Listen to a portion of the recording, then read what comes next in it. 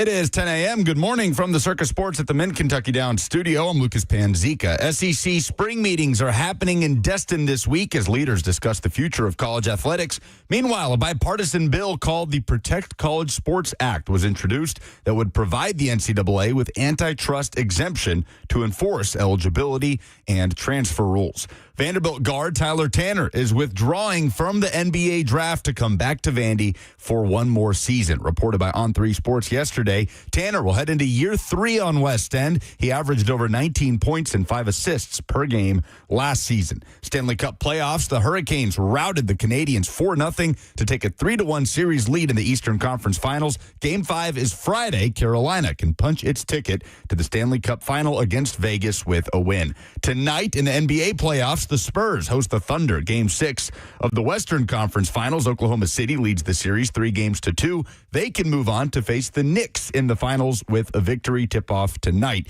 is at 7:30. For all your foundation repairs and waterproofing needs, visit USSTN.com. Breaking news at once on your home for the Titans and Vols. This is 104.5 The Zone.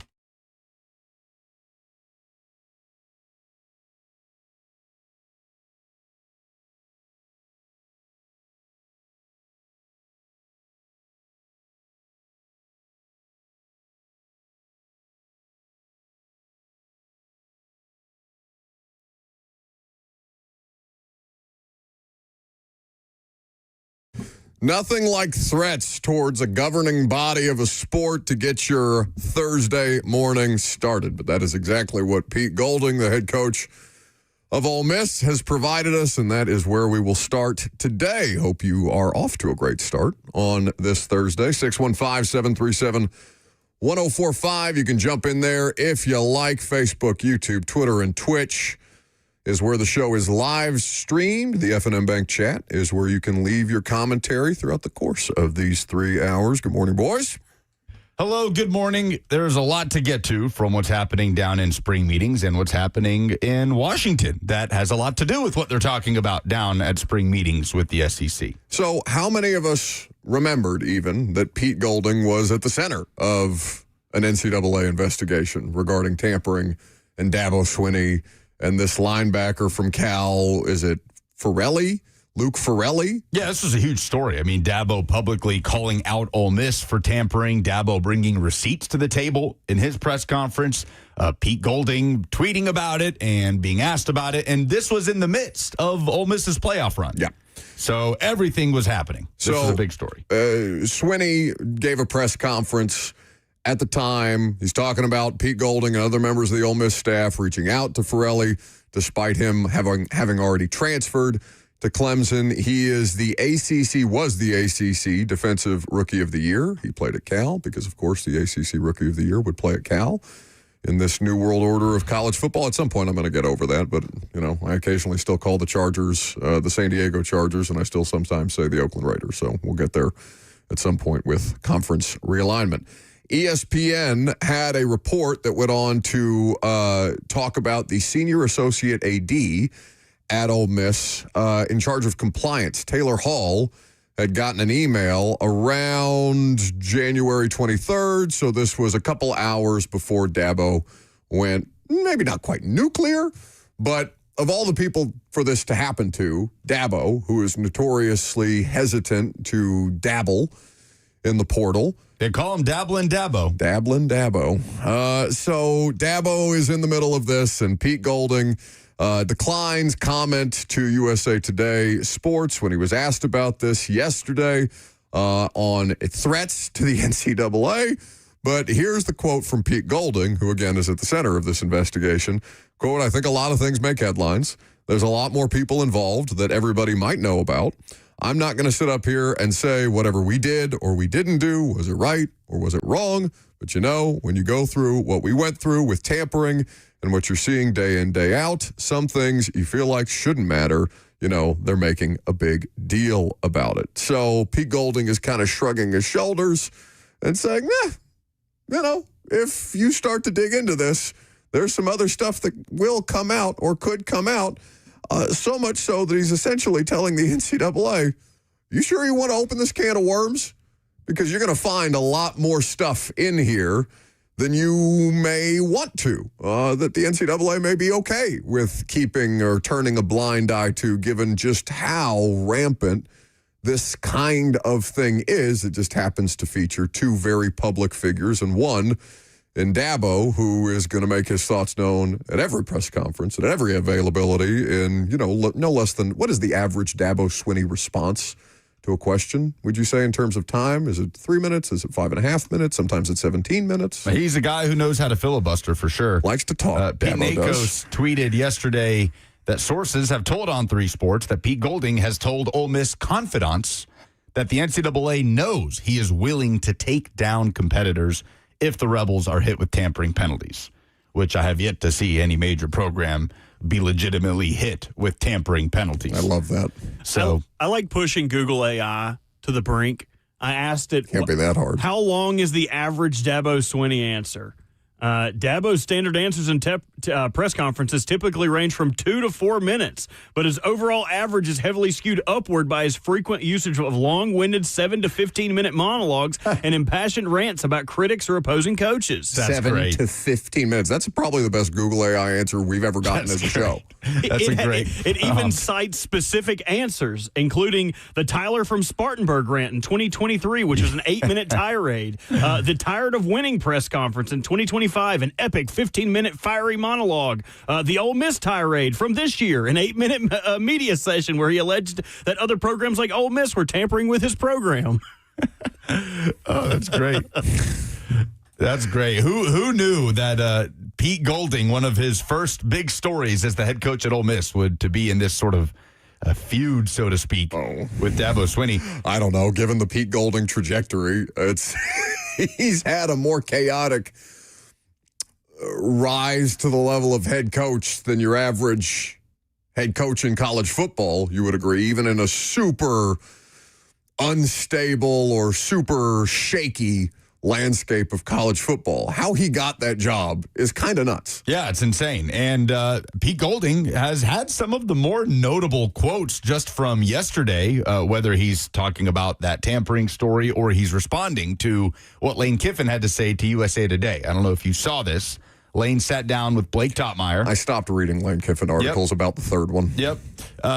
And Blake Topmeyer of USA Today, their SEC columnist, talked to him about the idea that Ole Miss maybe could have had a better chance to win the national championship if Lane had stayed through the college football playoff like we know he wanted to. And Lane said, yes, Ole Miss would have reached the national championship game if I had remained as the head coach. He said, quote, if anyone wants to argue that theory, that if everything is kept intact, we're not in the national championship, what are you going to argue? His logic is that Pete Golding would have called the defense from the booth, which he had all season, instead of calling it from the sideline, which he had to as head coach. And Kiffin said, quote, he knows he calls it way better up in the booth, especially when you've been up there all year, you know? So he says, maybe we wouldn't have beaten Indiana. He says, I don't know what happens against Indiana because the quarterback is so good. We might win it, but we're definitely in it. We ain't losing to Miami. That's what Lane Kiffin says, ignoring the fact that Ole Miss, while led by Lane Kiffin in the regular season last year, lost to Georgia and then in the college football playoff defeated Georgia with Pete Golding on the sideline. I don't think it's that clear cut, but I get why Lane Kiffin backs himself. Any coach would in that situation. And I thought Pete Golding had a pretty good sense of humor about it yesterday, kind of laughing it off almost and saying, we have the audio, but it's a little noisy, kind of just a hotel lobby. He says, I don't think you're going to find any coach saying they were better off with me not being there. I don't think that had any impact on why we didn't beat Miami. He said there is a friendship side to Lane where we're buddies, and there's also a professional side to Lane where I got to get on him a little bit. So it sounds like they have a very interesting, almost stepbrother-like relationship. Oh, I feel like Lane has that relationship with most people he worked with. He said, Lane hits me up every day. I get 12 text messages a day from Lane. What I decide to look at is a different story. So, yes, there's been some funny stuff coming out of Pete Golding's comments. Where does Lane find the time? Like, to send 12 texts. I'm sure 12 is maybe, maybe it's like Dabo. Maybe it depends on the day. Maybe you get 3 texts from Lane one day. Maybe you get 12 texts from Lane. depending on the situation. But Lane has a lot of extra energy for this nonsense. His screen time must be nuts, like off the charts. I'm going to put it to a poll. What do you think Lane Kiffin's average weekly screen time is? It has to. I would venture a guess it's north of 10 hours a day. Yeah, I was going to place the over-under at like 8.5, and I'd probably take the over. I don't think these coaches are sleeping that much. Yeah. But I will give credit to Pete Golding. When you hear Kalen DeBoer's answer to questions about the college football playoff, just senseless drivel going on about nothing, which, it's fine for Kalen DeBoer to not want to be that guy that, puts his, hammers the podium and says, this is what we need to do. But I can respect Pete Golding handling those questions with some composure, with a sense of humor. He wasn't, deflective and defensive about the tampering stuff with Clemson. He has just been matter of fact, and he's chuckling when he's asked about Lane and his comments about Ole Miss and the city of Oxford. So I do think Pete Golding has handled it quite well this week. Among the other people who were asked about tampering relating to the portal and college sports right now, Texas A&M AD Trev Alberts gives a quote here. Is tampering a real thing? I think probably, but I don't know the extent of it originating in a nefarious way that we all assume it is. In an unregulated system, it's also the other way around. So you've got a number of different people declining comment. Some people have thoughts, but not real solutions, or at least not solutions that they're talking about with the media, as opposed to, I'm sure, these conversations happening behind closed doors in college sports. It does make for a level of intrigue at the spring meetings, and just generally, right? I mean, do you feel that tampering in college athletics is something that can actually be regulated? Because there's always been some level of tampering. We have legal tampering in the NFL, even though these conversations start months, weeks before the actual legal tampering situation takes place. I don't know if there's an actual way to police this. Yeah, how do you police assistant coaches sliding into a 19-year-old kid's DMs and talking about their situation with their respective team? But there is middle ground between where, let's say, college football is and the NFL is in the tampering space. Yes, there's tampering in the NFL. Tom Brady, by happenstance, bumped into Matthew Stafford at a ski resort, right? Like, it was an accident. What do you mean? That's right. It's a TB, is that you? But there is also middle ground between where we are right now with how rampant it is in college sports and where a lot of professional leagues have it tamped down a little bit. Robert, say what you just said in my ear out loud. You look handsome today. Well, beyond that. Contracts. Contracts is the way that you would better put a stop to this, right? But if you first have contracts, what do you need before contracts? You need a collective bargaining agreement. You need unionization from the labor. You need a label of employee before you can really advance to this point, all of which I don't want to say we, because I'm for it, but they, as a collective governing body, both the NCAA, I'm sure the athletic directors, that is something that they are trying to find a workaround for at this point. But it feels like that's the inevitable place. If you want to actually do this, then you have to make it pro sports. It already is pro sports, but you have to consider it. You have to stop playing this game, this illusion that we're talking about something other than professional sports at the collegiate level. Because that's what it is. Yes, it is. And the big story today is this bipartisan bill that was introduced, the Protect College Sports Act, which we'll get into in more detail. But I think there's a lot of interesting stuff there in terms of the, I think, good intent behind the bill, but also maybe why the SEC and the Big Ten may not be so keen on it, even if it would put up those guardrails that we've all been demanding now for the past few years. Yeah, we'll lead the noon hour with that later on in the show. Coming up next, though, we are going to play you a little bit of the install. Greg Cosell of NFL Films. Greg does a lot of off-season workshops with a number of different position groups, with agents, with NFL head coaches, with a number of quarterbacks, both college and pro. He was most recently at one in Plano, Texas, where he gave an hour-and-a-half-long presentation for a number of different coaches and players, and you'll hear Greg talk about the value of that coming up next.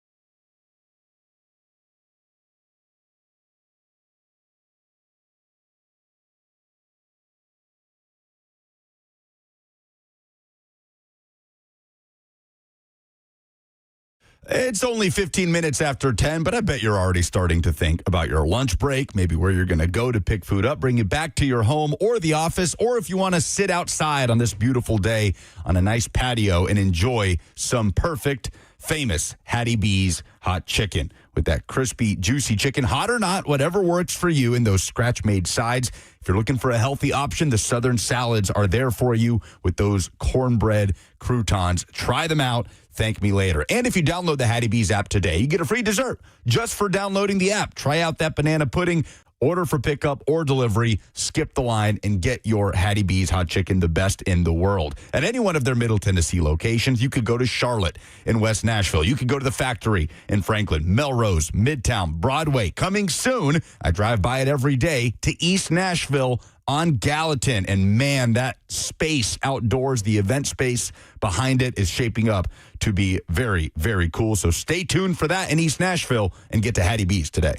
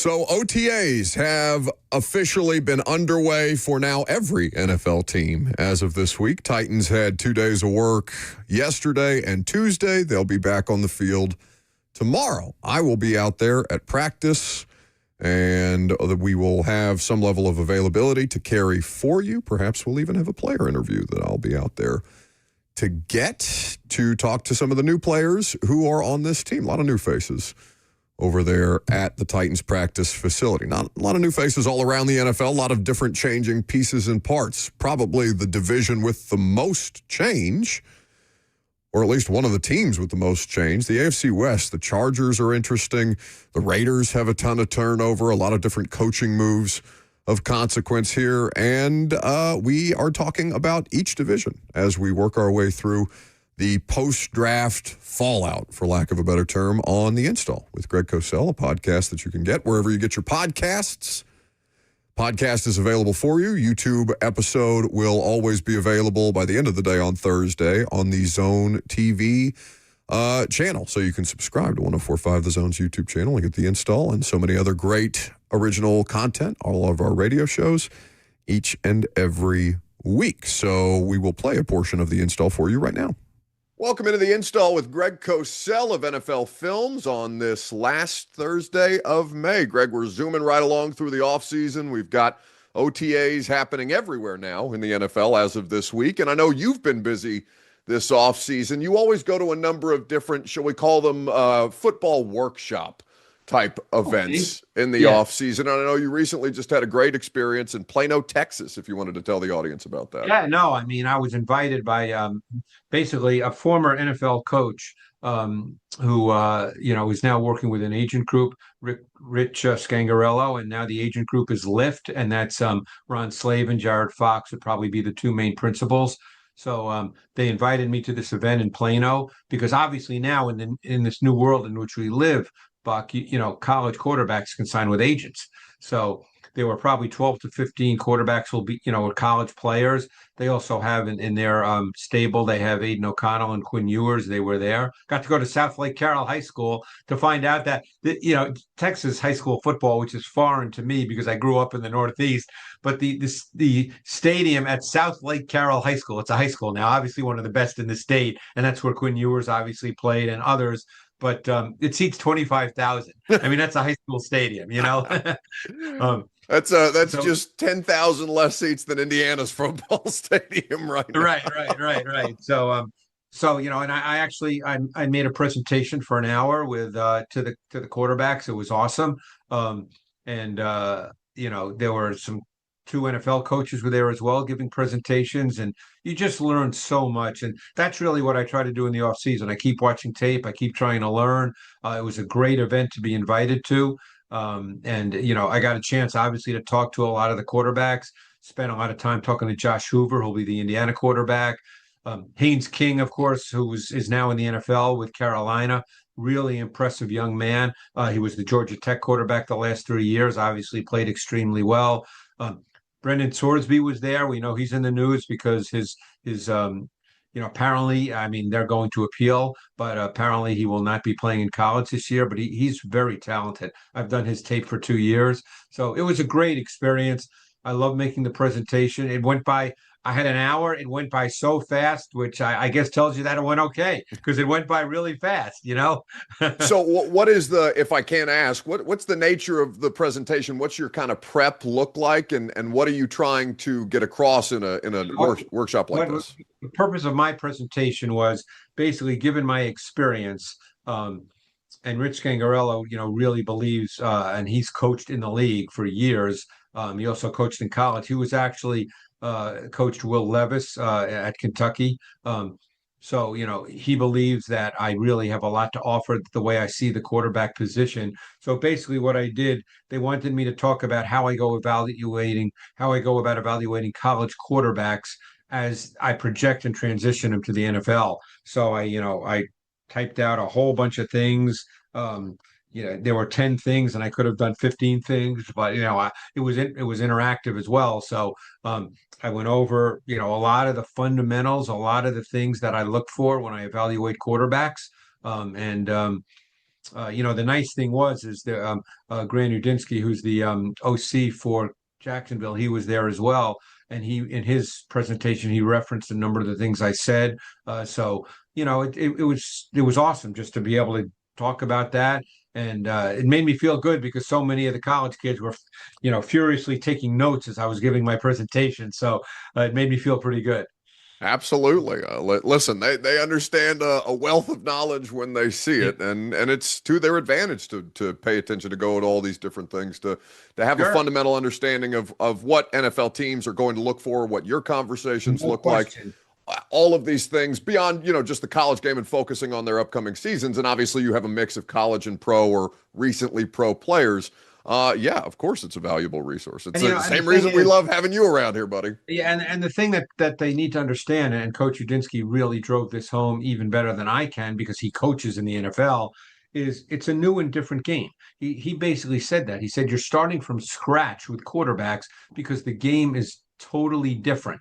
So, and I think that's an important point that people need to understand. You really have to teach quarterbacks how to play at the NFL level. It's a different game than college football. So let's continue our divisional previews, Greg, as we work through this offseason. And just since there was we've had a little bit of news, actually. The Giants restructured Andrew Thomas deal this morning in the NFC East. But today I wanted to talk about the AFC West just because the Derwin James contract, Mahomes has been in the headlines here recently. And I think the Chargers is where I want to start. I buy in on the Chargers every year, Greg. And last year was just so hard with the offensive line injuries that they sustained. Alt and Slater both back now, both missing relative amounts of time. And it was just so tough to get a read on what the Chargers could have been based on what happened last year. Mike McDaniel comes in. Jesse Minter goes to Baltimore to be the head coach. The Chargers are as interesting a team this offseason, I think, as there is in the NFL. Yeah, and the entire interior of their O-line is going to be different this year as well. So not only are Slater and Alt back, but, they signed Tyler Biadasz. They signed Cole Strange. They drafted Jake Slaughter, who plays center at Florida, but they will move him to guard. It looks like as we speak, in late May, that he'll be the starter at left guard. And obviously with Mike McDaniel there, the run game, obviously they want to build the run game anyway under Coach Harbaugh, but Omarion Hampton ideally is healthy. They also signed Alec Ingold. So, we know that Mike McDaniel's offense, they play a fullback.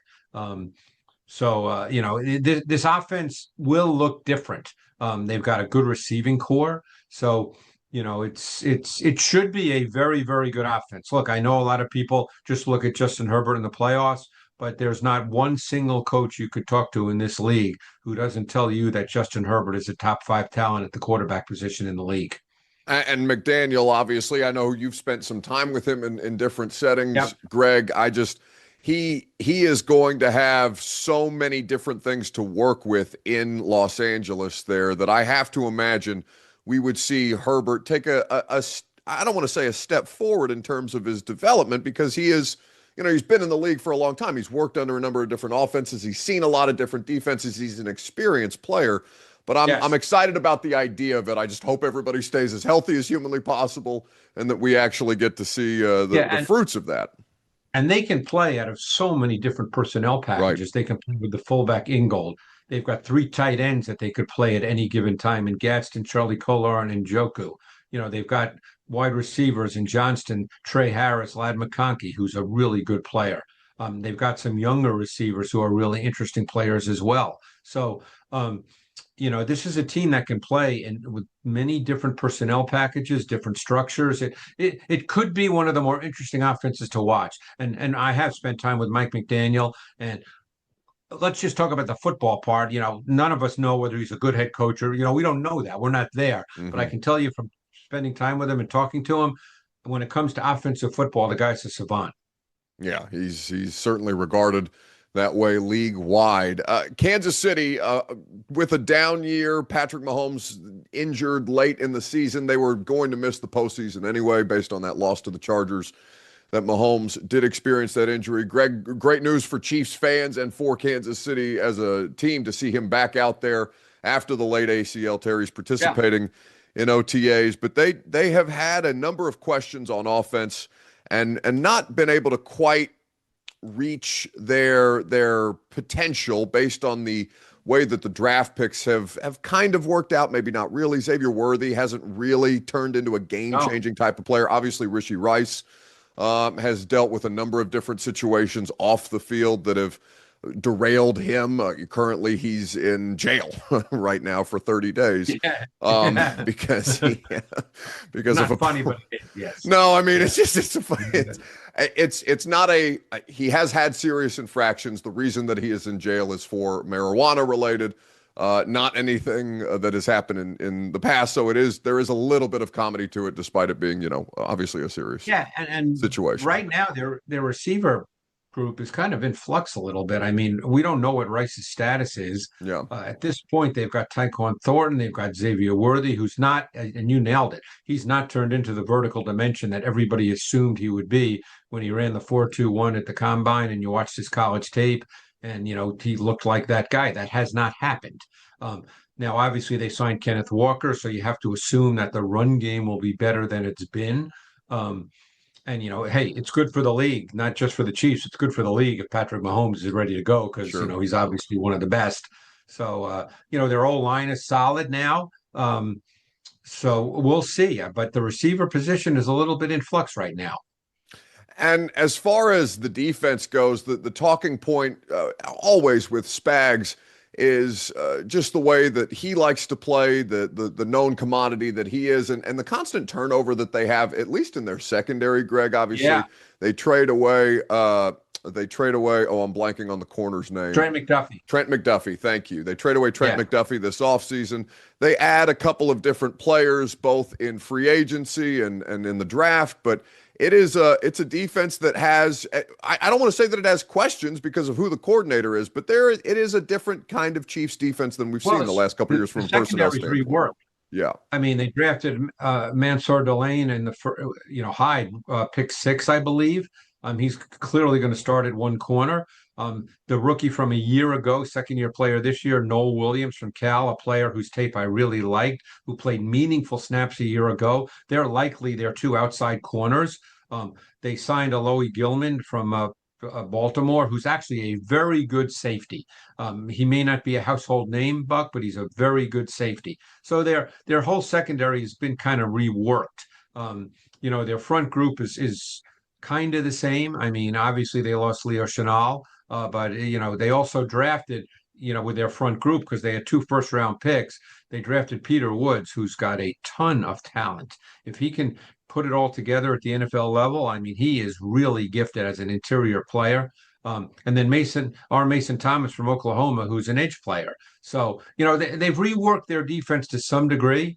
And like you said, because it's Steve Spagnuolo, who's clearly one of the best, you kind of feel like the defense will be okay. Denver won this division last year, a very difficult division to win in the AFC, and they return the vast majority of their players on both sides of the ball. Obviously, John Franklin Myers has signed here in free agency, so they do lose a little bit on the interior of their defense. Still very, very stout and talented at all 3 levels. Greg, the biggest question is, what is Bo Nix going to look like coming back? But we understand, in principle, what Sean Payton, what Vance Joseph want to be as a football team.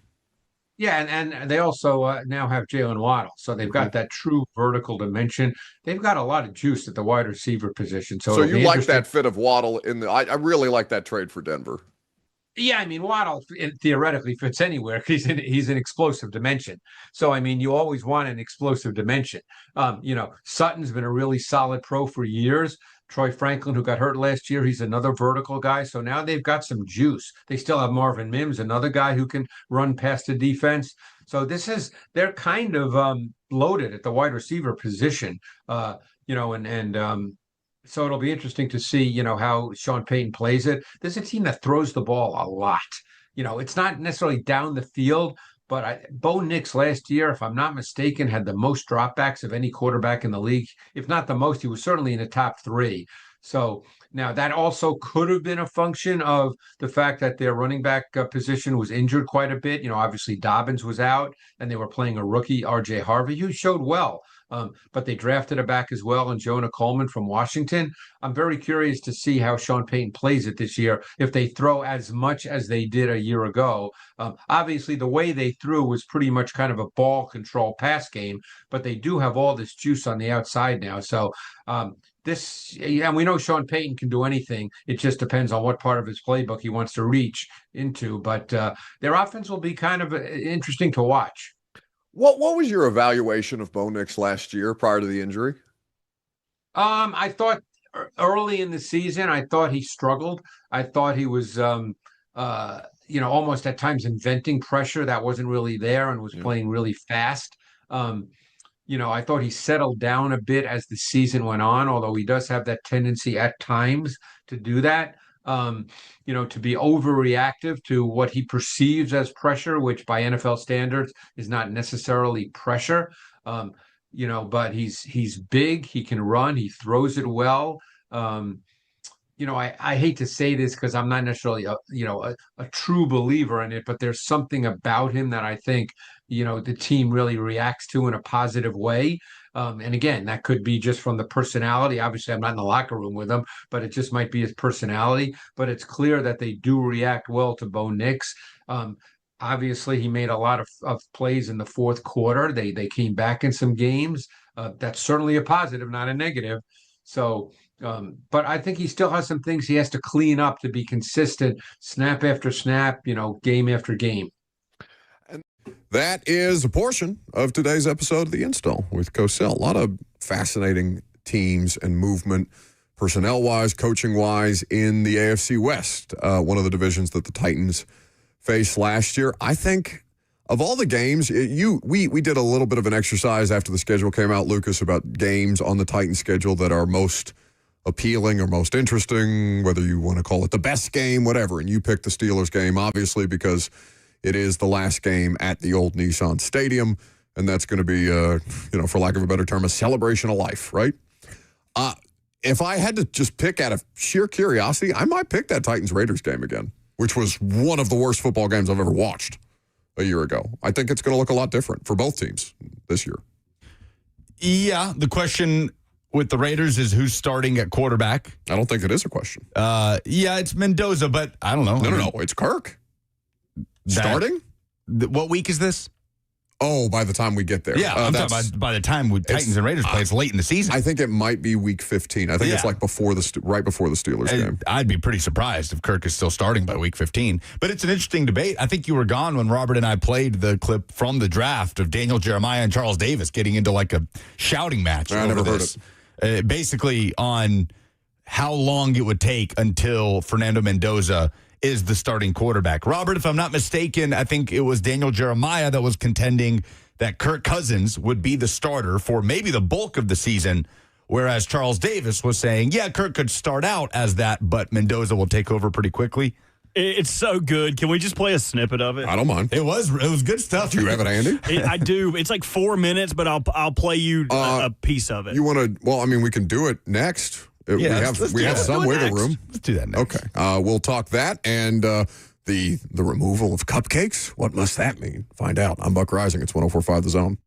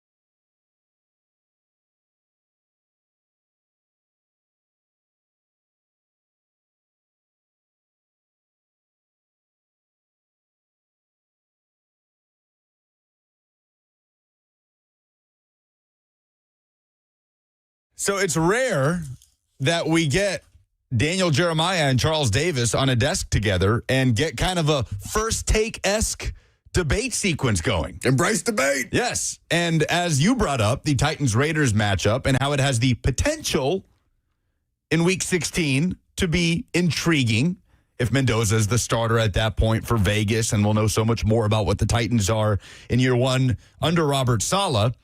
And we looked at that as a candidate if other primetime games that week maybe aren't as interesting or don't have as much juice. Maybe they could put it out there, a matchup of the last two number one overall picks. But the question is it a slam dunk that Fernando Mendoza is the starter against the Titans in Week 16, which is 2 days after Christmas in Vegas? All the way back in the NFL draft, Daniel Jeremiah and Charles Davis had this exact debate on NFL Network, and it caused an interesting reaction because people weren't used to seeing this between those two. Here it is. I think he's going to fare just fine in year one because he of what's doesn't play? No, he's playing, okay? He's the number one pick in the draft. We've gone through this dance so many times Let's before dance it. because everyone says the same thing. I got a quarterback behind him. I've got a veteran, and we're going to play the veteran, and then we're going to get the rookie when he's ready, and we're going to take our time on the whole thing. And by week 3, the rookie's in the lineup and playing. I've danced this dance so many times before. You can name all the other guys you want to. You can give me the Mahomes set. You can give me the Carson Palmer set. You can do it all you want. The odds are overwhelmingly in favor of Fernando Mendoza playing sooner rather than later. But I think he'll be successful because I think John Spytek has done a fantastic job. Off-season, draft, putting together a new squad. Clint Kubiak coaching, bringing him along. He is going to play. It's going to be earlier than what people are projecting, and I think he's going to fare just fine because I love the makeup of the kid. I'm going to disagree with you on this. I think he's going to Disagree all you want, take your money. Yeah, I will disagree with you because Charles Davis late in the draft is my favorite Charles Davis. last I checked, Tom Brady hasn't been in this role for any other team, and Tom Brady's been on national airways forever talking about how this league fails quarterbacks and how they don't do it properly. And he went through this himself. And let's wait and see what Tom does. He went through this himself. He's got his guy in place. And Kirk Drew Cousins. Bledsoe was sitting there. I know, and Kirk Cousins is an accomplished Tom was player a in this six-round league. pick. He's an accomplished player in this Tom league. was a six-round Kirk Cousins pick. is not some He was scrub. not a first-round pick. He's not going to rush him on the field. I'm just telling you. He's not going to do it. He will tell us that now. They're not in any hurry. They just hired the head coach. He just got there. There's no rush. They're in no hurry. All right, so let me ask you this. Rich Eisen. All right. Everybody back to your corners. So it's chaos. AC/DC covers blasting in There's a the lot background. going on. There's a lot going on. NFL Network's rights-free background music over highlight tape, just running them over. Okay. So, yeah, because God forbid we just let the television broadcast carry itself for 5 seconds without some kind of eye candy or ear candy, right? Now, that's an interesting proposition, though, because I am inclined to agree with Charles Davis, but Daniel Jeremiah brings up a valid point. Tom Brady has never been in this position before. So what is the level of, okay, well, one, how much influence does Brady actually have over personnel decisions? If Kubiak looks around and says, no, I want to play Fernando in, when's their bye? I don't know off the top of my head. Let's just say the midway point of the season. I don't know when the Raiders' bye is. But if it's close to week 13, so that's later. Week 13, by then, everything is largely done and dusted. Let's say the midway point, maybe the quarter pole point of the NFL season, and Kubiak comes in and says, yeah, we're going to make a quarterback change. Does Brady come in there and say no? I mean, how does that dynamic work? You're not going to undermine your coach. And I assume that Kubiak would have some level of conversation with Spytek, with Brady by proxy about, okay, here's what I'm thinking. What do you guys think about this situation? It's a really interesting spot for Brady specifically to be in. And also for Kirk Cousins to be in, because he has literally been in this spot at his last stop in Atlanta. And they went into that season. He was drafted into a situation like this, right? This has been Kirk Cousins' entire life. It's his existence, apart from the time in Minnesota. I mean, is the Minnesota experience the only time where it has been it's nobody else, It's just Kirk Cousins. He is the franchise quarterback. Yeah, I think that's right. Everywhere else, he's had to scrap his way into the starting role in Washington. He's had to try to fend off a rookie in Atlanta, and now he'll be doing the same in Vegas.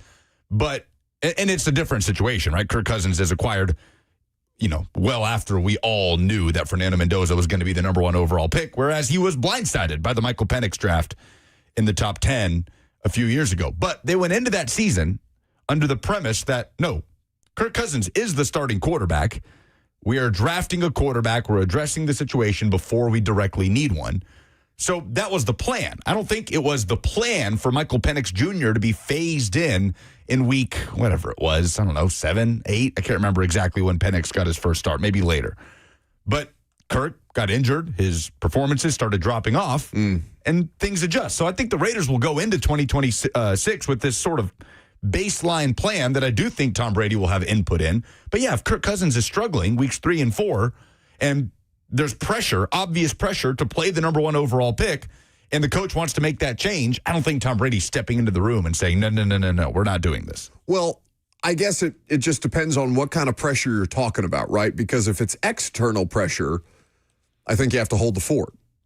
If it's still in the best interest of Fernando Mendoza or whomever, again, revisionist history is an easy thing to do. We're going to talk about Cam a little later on relative to what other NFL teams with second-year quarterbacks have done around their second-year quarterbacks versus what the Titans have done around Cam. How does that compare? It's obviously a premature conversation for on-field results, but, worth taking a look.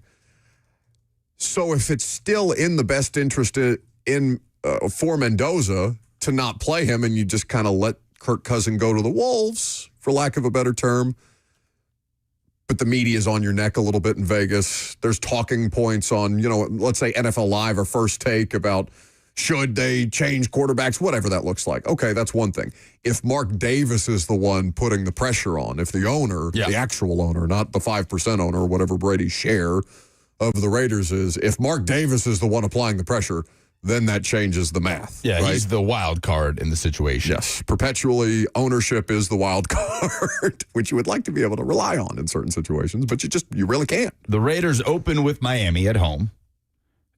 Will they be favored in that game? I bet they'll be favored in that game. Hosting the Dolphins in week 1.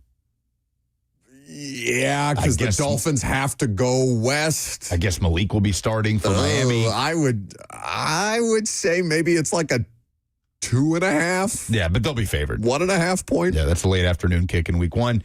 Then they have back-to-back road trips at the Chargers, at the Saints, before hosting the Chiefs in week 4, and then going to New England. And then they have Buffalo. And then they have the Rams. There's a tough stretch there where they have to face the Chiefs, the Patriots, who were in the Super Bowl last year, and then get the Bills and Rams at home in back-to-back weeks. Robert informs me that on ESPN Bet right now, Raiders are 3-point favorites right now. They think it's going to be a gross game, too. The over-under set at 41.5. Ugh, that would be gross. Oh, what's Jets-Titans, though? I bet it's lower. I bet it's like 38. Ooh, 38 would be like an Iowa-esque line. If you're talking about week 1. Oh, my God. Is dude. it? Titans are 3-point favorites currently, and the over-under is set at 39.5. Wow. They think less of the Titans and the Jets than they do the Raiders and Dolphins. Maybe it's just they just think it's going to be a defensive struggle. They just they believe in the defenses of both sides. 39.5. Two defensive-minded head coaches. It's definitely the lowest over-under of week 1, right? It has to be close. Yeah, on ESPN Bet, it most certainly is. But there's a lot of low numbers here in week 1. Week 1's tough. Broncos Chiefs is a 42.5. Well, sure. You don't know you don't know definitively if Pat's going to play or if Nix is going to play for that matter, right? Dude, has that been the weirdest offseason reporting about will he, won't he kind of stuff? Bo Nix? Yes. Yes. It's between Bo Nix and there's another kind of nebulous story in the NFL that I'm blanking on right now. Will he, won't he? What? It's going to drive me crazy. I feel like I was just talking about it with Greg. Either way. Daniel Jones, maybe? Daniel Jones is up there, but I don't know. That seems even more straightforward than the Bo Nix stuff right now. I feel like that's just kind of like, we'll see. Find out week 1. Tough spot. 615-737-1045. Speaking of quarterback competition, you've got two NFL quarterbacks taking very different tones about a potential starting opportunity. We'll get to that in the second hour. I'm Buck Rising. It's 104.5 The Zone.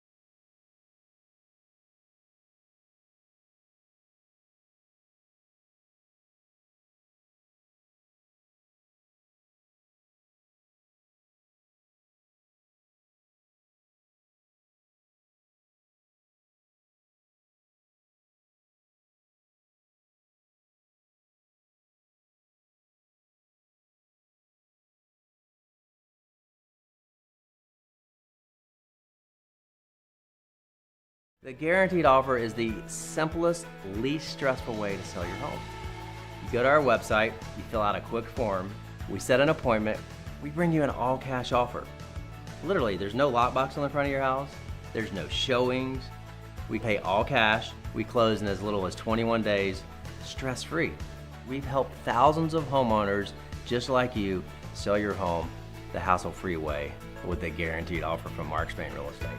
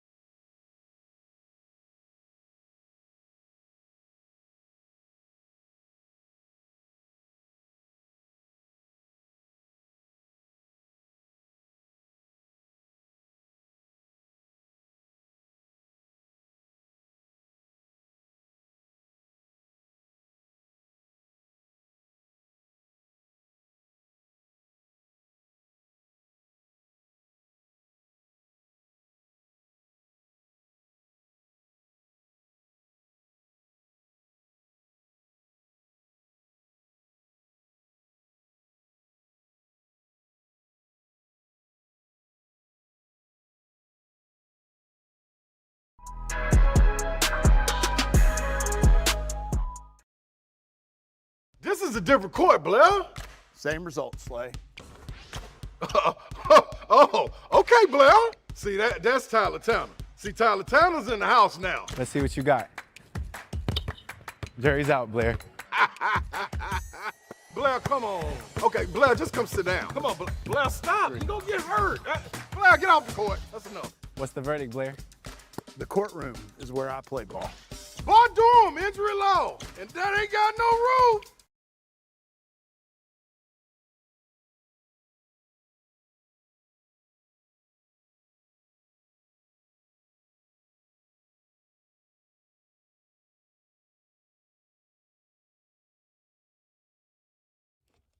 $11 o'clock. Good morning from the Circus Sports at the Mint Kentucky Downs studio. I'm Lucas Panzica. SEC spring meetings are happening in Destin this week. Leaders are discussing the future of college athletics. Meanwhile, a bipartisan bill called the Protect College Sports Act was officially introduced yesterday that would provide the NCAA with antitrust exemption to enforce eligibility and transfer rules. College hoops, Vanderbilt guard Tyler Tanner is withdrawing from the NBA draft. He will come back to Vandy for another season, reported by On3 Sports yesterday. Tanner heads into year 3 on West End. Last season, he averaged over 19 points and 5 assists per game. Stanley Cup playoffs last night. The Hurricanes routed the Canadiens 4-0 to take a 3-1 series lead in the Eastern Conference Finals. Game 5 is Friday. The Hurricanes with a chance to punch their ticket to the Stanley Cup Final, where Vegas awaits. Tonight in the NBA, the Spurs host the Thunder. It's Game 6 of the Western Conference Finals. OKC leads the series 3-2. They are a win away from facing the Knicks in the NBA Finals with a win. Tip-off at 7:30. For all your foundation repairs and waterproofing needs, visit USSTN.com. Breaking news at once on your home for the Titans and Vols. This is 104.5 The Zone.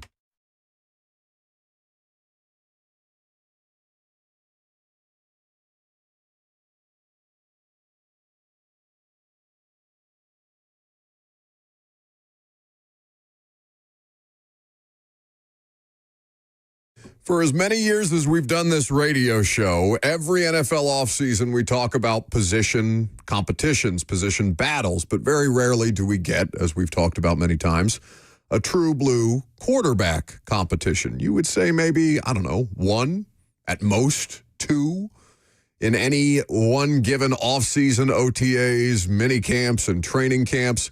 It feels like that is very rarely the position that is up for grabs in a real sense, except if you look this year in Minnesota, where it might be, I might say, the most important quarterback competition or the truest quarterback competition that we have in the league right now. Titans obviously have no qualms about who their starter is going to be in 2026. That's Cam Ward's job.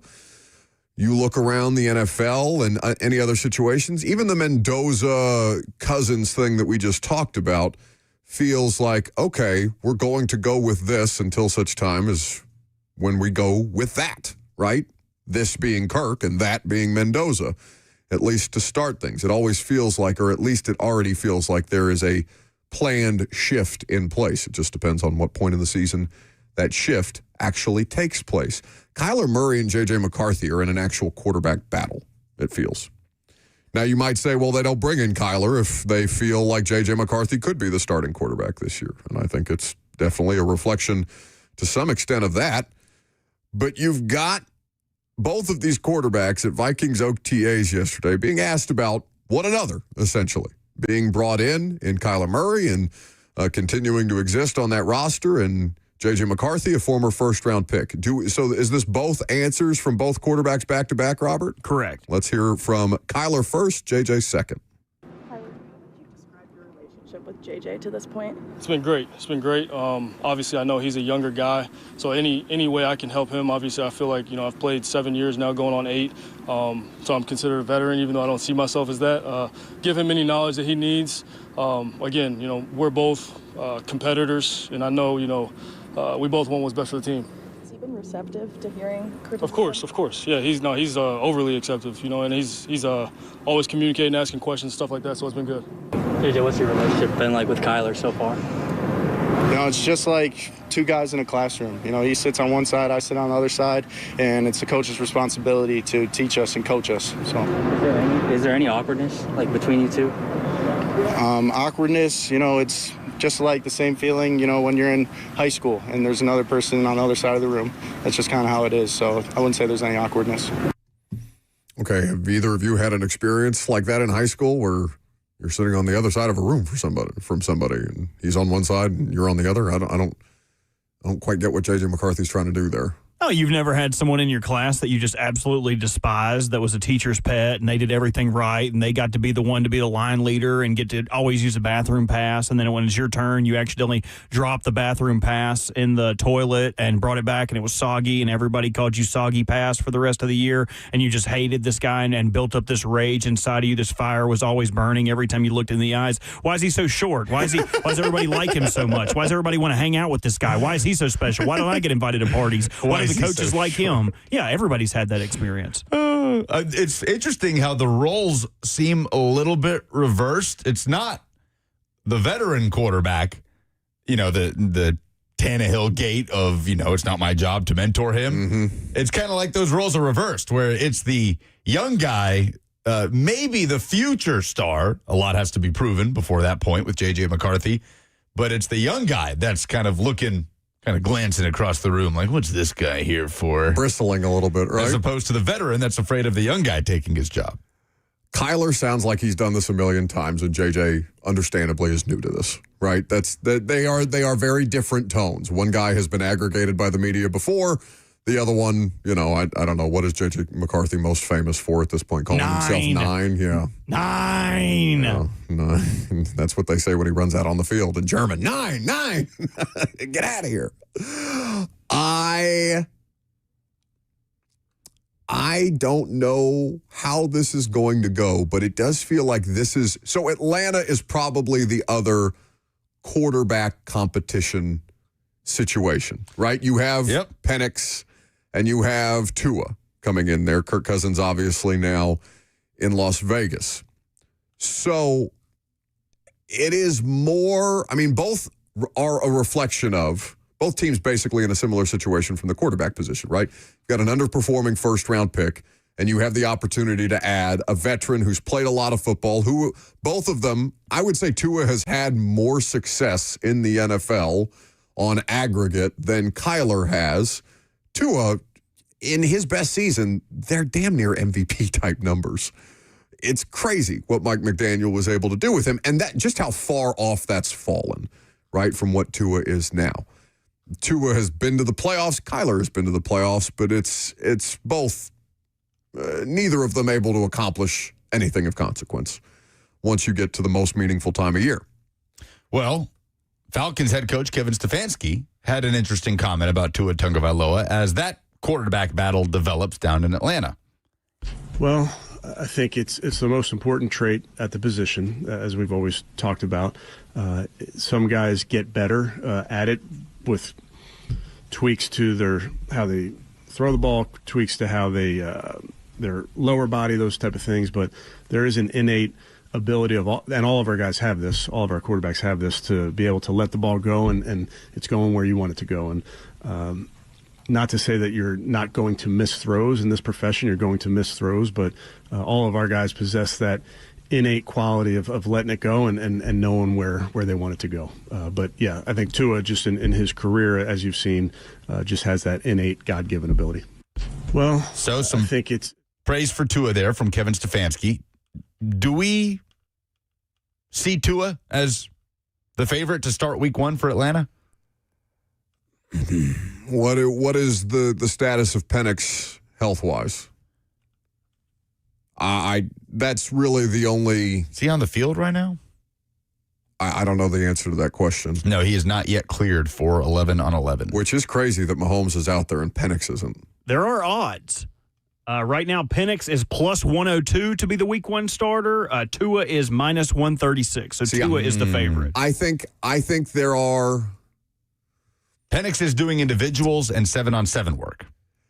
So I'm of two minds of these two different quarterback situations, right? Because they are similar but different.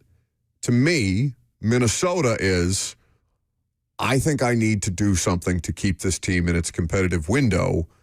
I'm Kevin O'Connell, and I've talked about quarterback development. Oh, bleep, I can't develop this one. Let me get Kyler in here and try and salvage this thing. Versus what Atlanta feels like to me is, Atlanta feels like Mariota and Tannehill in 2019, right? Where, okay, we'll try this thing with Penix, But if he goes, what was Marcus's record in 19, 2-4? Yeah, they were 2-4 after the loss to Denver. Yeah, so they get shut out by Joe Flacco's Denver Broncos. What a time. Shut out by Flacco's Denver Broncos in a game that was just terrible, 16-0. And so then Tannehill comes in during that game, and Mariota goes to the bench for the rest of the season. That, to me, feels like Atlanta this year, whereas Minnesota feels like, I think I need Kyler right out of the gates. We're in a highly competitive division.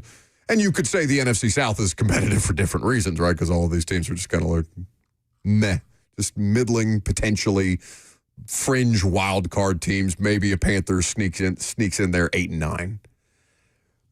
They feel different from that standpoint. So I would be surprised if if they didn't try to salvage Penix for a second versus McCarthy.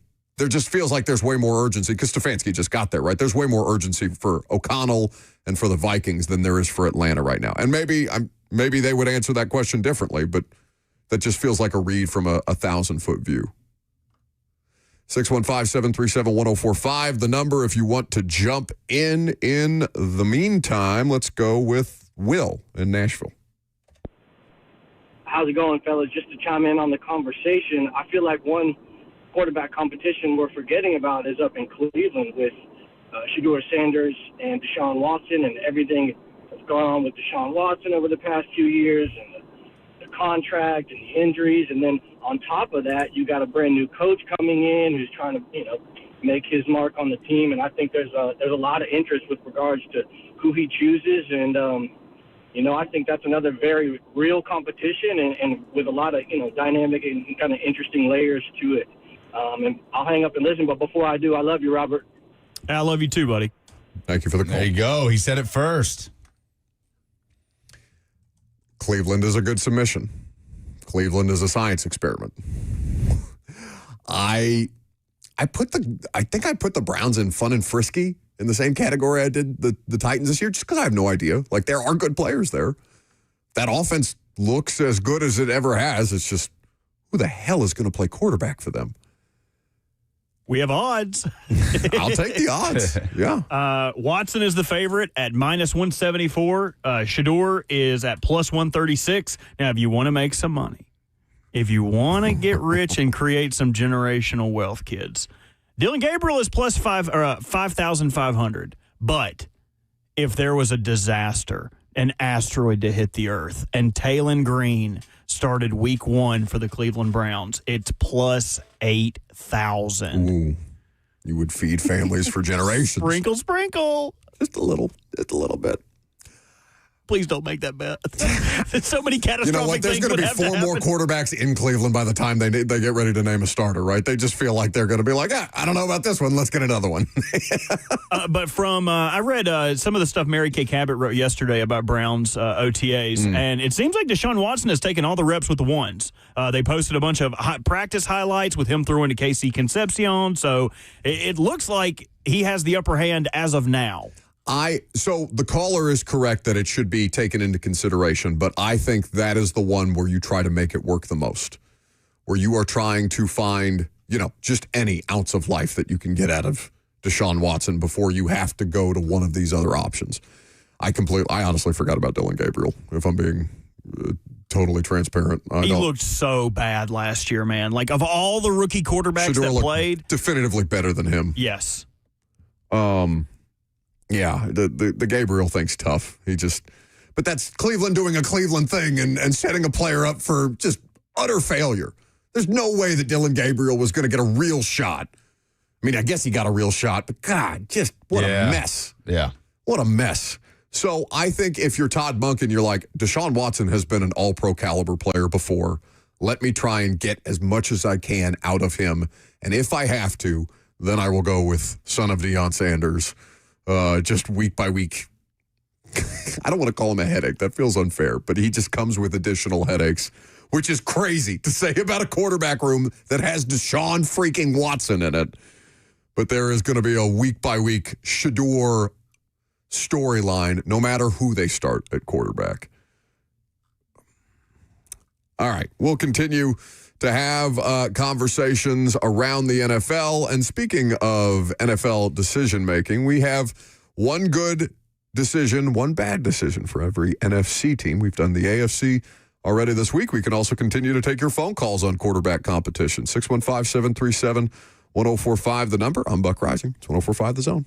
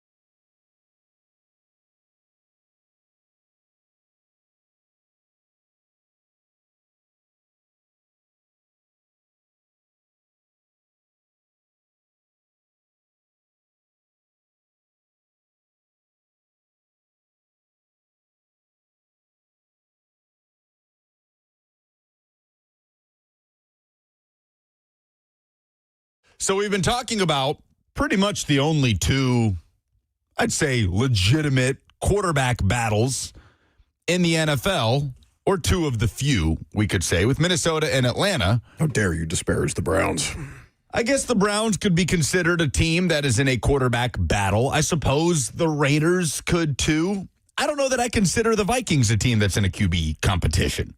Like, should we really view them in that light?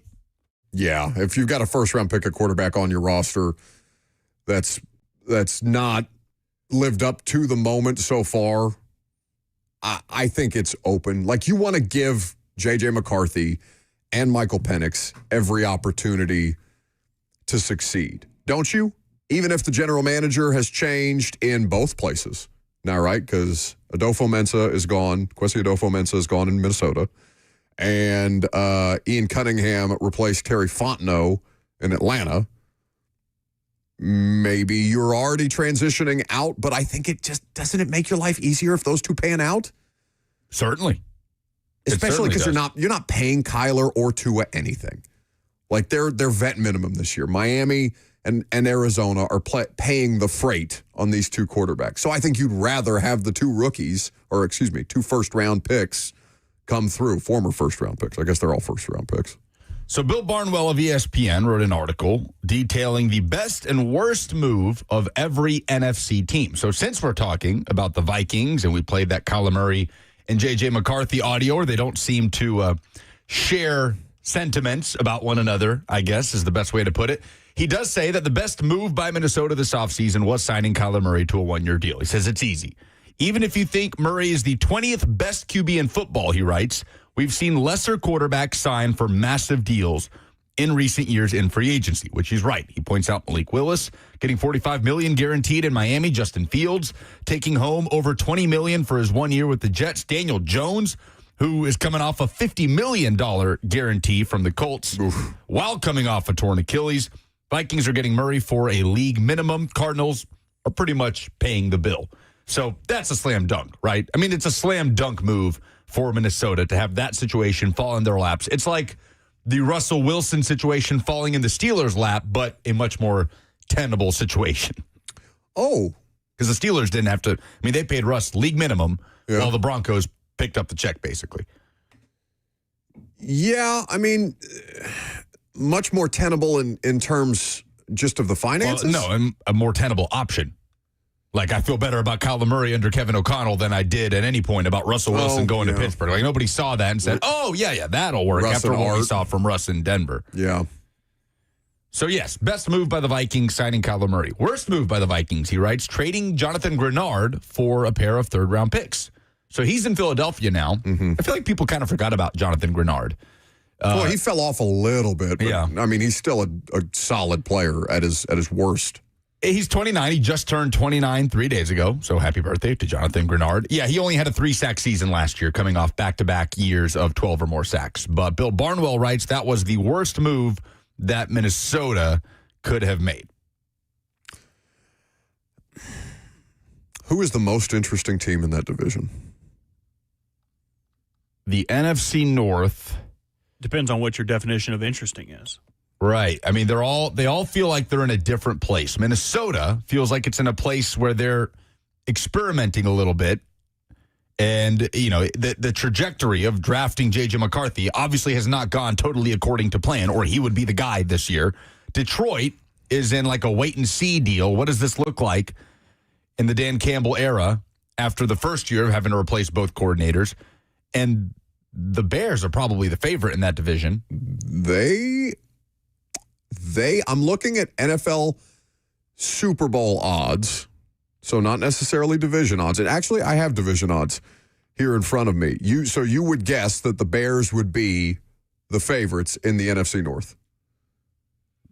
I would guess the Bears would be the favorites. Robert? Yep. You would be incorrect. The Packers? It's the Packers. No, I'm sorry. It's the Lions. They've got the Lions at plus 185. Who does? I'm looking at ESPN Bet. Are you sure? Unless I'm reading this correctly. They've got the Packers with 10.5 wins, the Lions with 10.5 wins. the Bears with 9.5. You've got Packers. Okay, Lions plus 185. Packers plus 195. Okay, Bears plus 320. Yeah, I mean, that's FanDuel has the Lions plus 150, the Packers plus 250, the Bears plus 320. I had to make sure I wasn't reading that incorrectly. But yeah, I would have. But here, what's the thing that defined Chicago's season? That defined their season last year? Defined the Bears' season last year. Oh, having to, play in these crazy shootouts. Miraculous comeback after miraculous comeback, even in the postseason, even against the team that owns their ass, that was owning their ass for the vast majority of that game. Yeah, Caleb Williams had to go superhero mode, and he did. He did. On multiple occasions. Regression to the mean, though. You can be good, and you can have that playmaking ability at a certain point. What's wrong? Nothing. That was very dramatic, what you just did for it to be nothing. Is it some soccer stuff? Yes. How many more scheduling conflicts do you have today that you've forgotten about? I feel like you've groaned and moaned about 3 different things today. Is it about Pratchettore? Pochettino? Pepperoni? No, but that's a whole other thing. I was complaining about that this morning. Neymar is going to be sidelined for 3 weeks with a muscle strain. No! Making him a doubt for Brazil's opener against Morocco. I wanted to ask Robert who Neymar played for. Come on, man. Not Neymar. Lucas and I were scheming about how to get you interested in World Cup stuff. I think we're going to have to start guessing. We're going to have to play some version of Horse or Rock Band with World Cup teams. Like, or players. What country does this? What country does Virgil van Dijk play for, Robert? Switzerland. No. Netherlands. You had help. No, that was my guess. I heard a voice. No, there was no voices. Yeah, if there's a van in the name, then come on. Well, I knew it would be a white Scandinavian country. I just didn't know which white Scandinavian, like Hinga-Dinga-Durgan-ass country it was going to be. Okay, hey now. What, is that offensive? See, now, that's what's going to happen. Is our World Cup conversations are just going to lead to Robert saying things that Something offensive. Sound offensive. Leif Erikson came from here. We don't give a rip. The Lions also, for what it's worth, I feel like a lot is overblown about this, but the Lions do play a fourth-place schedule in the NFC. So, with every one of these teams healthy, Chicago was benefited. Two things really defined Chicago's season. Their turnover luck was insane.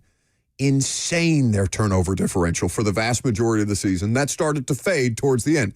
Turnovers are one of the most beneficial things that you can have in the game of football that are near impossible to create like a standard, right? You can get to an approximation of sacks, right? The year before you had them, or and just kind of be like, all right, if we had, I don't know, what's an average league average sack total? Let's say 45 sacks in an NFL season. Okay, can we get about or close to 45 sacks based on our personnel again? Yes. Can that benefit your turnover differential? Sure, but turnovers are the thing that you're chasing. You can't really chase them in the NFL. You just have to take advantage of those opportunities when they present themselves. Chicago had an inordinate amount of turnovers and also had the ability to come back in games. Now, the turnover luck helped them come back in these games. I think if you're talking about regression candidates for each conference, in the AFC, you'd pick who? You'd pick the Patriots. Oh, yeah. Biggest regression candidate on the board, because all you have to do is say, yeah, they're not getting back to the Super Bowl. I think Chicago is probably the biggest NFC team to take a step back, just because you have so many things that were working in their favor. I think they're a good football team. I think they should be a wild card team, but I think that they were so lucky last year. Sure, but if Caleb Williams continues to ascend, it's hard for me to look at the Bears as a team that will take a massive step back. I'm not saying a massive step back, but I'm saying like a significant regression. Like if we're talking about them losing a bunch of one-score games that they won last year because they came back in them, I'm betting against their ability to recreate that. Well, Bill Barnwell's best move for the Bears in the offseason is shopping in bulk on the offensive line. Well, they had to. They had a 26-year-old center retired, didn't they? Yeah, Drew Dahlman at the age of 27. It just cost them their starting center, retired kind of unexpectedly. Yeah, it was like a year into that deal. Yeah, they traded Garrett Bradbury. They used a second-round pick on Logan Jones, who won the Remington Trophy, which goes to the nation's top center this past year. Did they traded for Bradbury, I believe. Yes. What did I say? Did I say they traded him? Sorry, no. They acquired him from the Patriots. The worst move for the Bears he says, not addressing the edge. They didn't get enough pressure in 2025. They ranked 30th in pressure rate, and he does not believe they did enough in the offseason. I think they could miss the playoffs.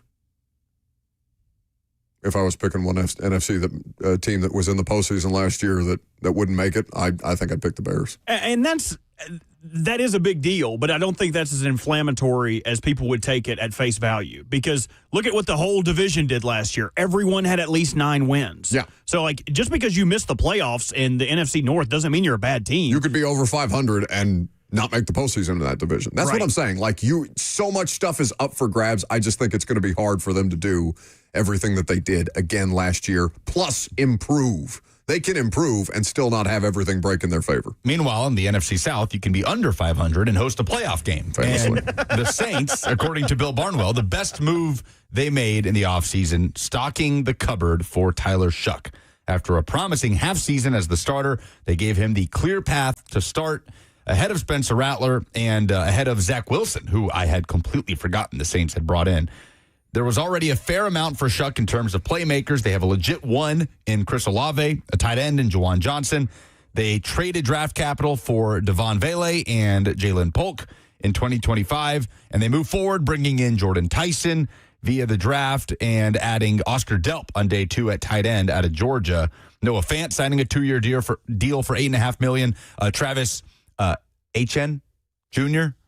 brought in at running back from Jacksonville. So the Saints have done a lot of work to put Tyler Shuck in position to make a leap in his first full year as the starter. Which is the bulk of our 12-20 conversation. So to kind of save that a little bit, to compare the second-year quarterbacks and their circumstances and what their teams did in the offseason, I think the version of the conversation around the Saints that I want to have here is who's traded first? Who ends up traded first? Is it Rattler or is it Levis?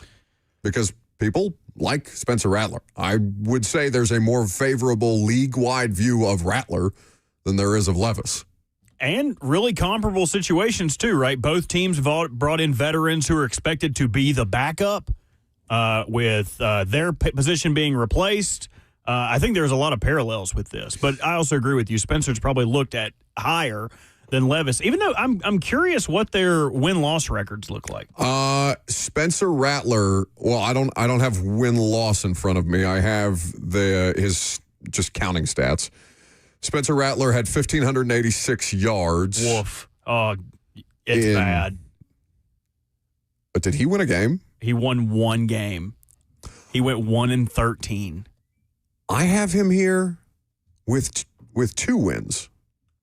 Maybe you're showing relief games. The Panthers game doesn't count. He came in and he had one attempt at the end of the year. Yeah, so the one I have is he has played in or started 6.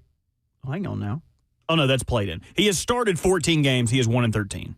I think Levis's record is somewhat similar based on his first full season as a starter. Will Levis in total, I'll pull it up on Pro Football Reference. Yeah, 5-16. Now, he's had more opportunities than did Rattler.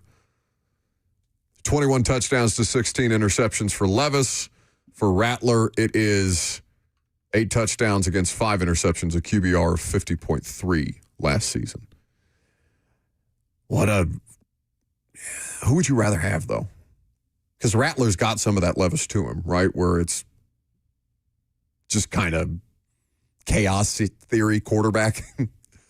But for some reason, when I watch Rattler, and I feel like I've seen an inordinate amount of Spencer Rattler for as many preseason games as the Titans and Saints have played here the last couple of years, I feel like I would be more comfortable investing a pick in Rattler than I would Levis. When was Rattler drafted?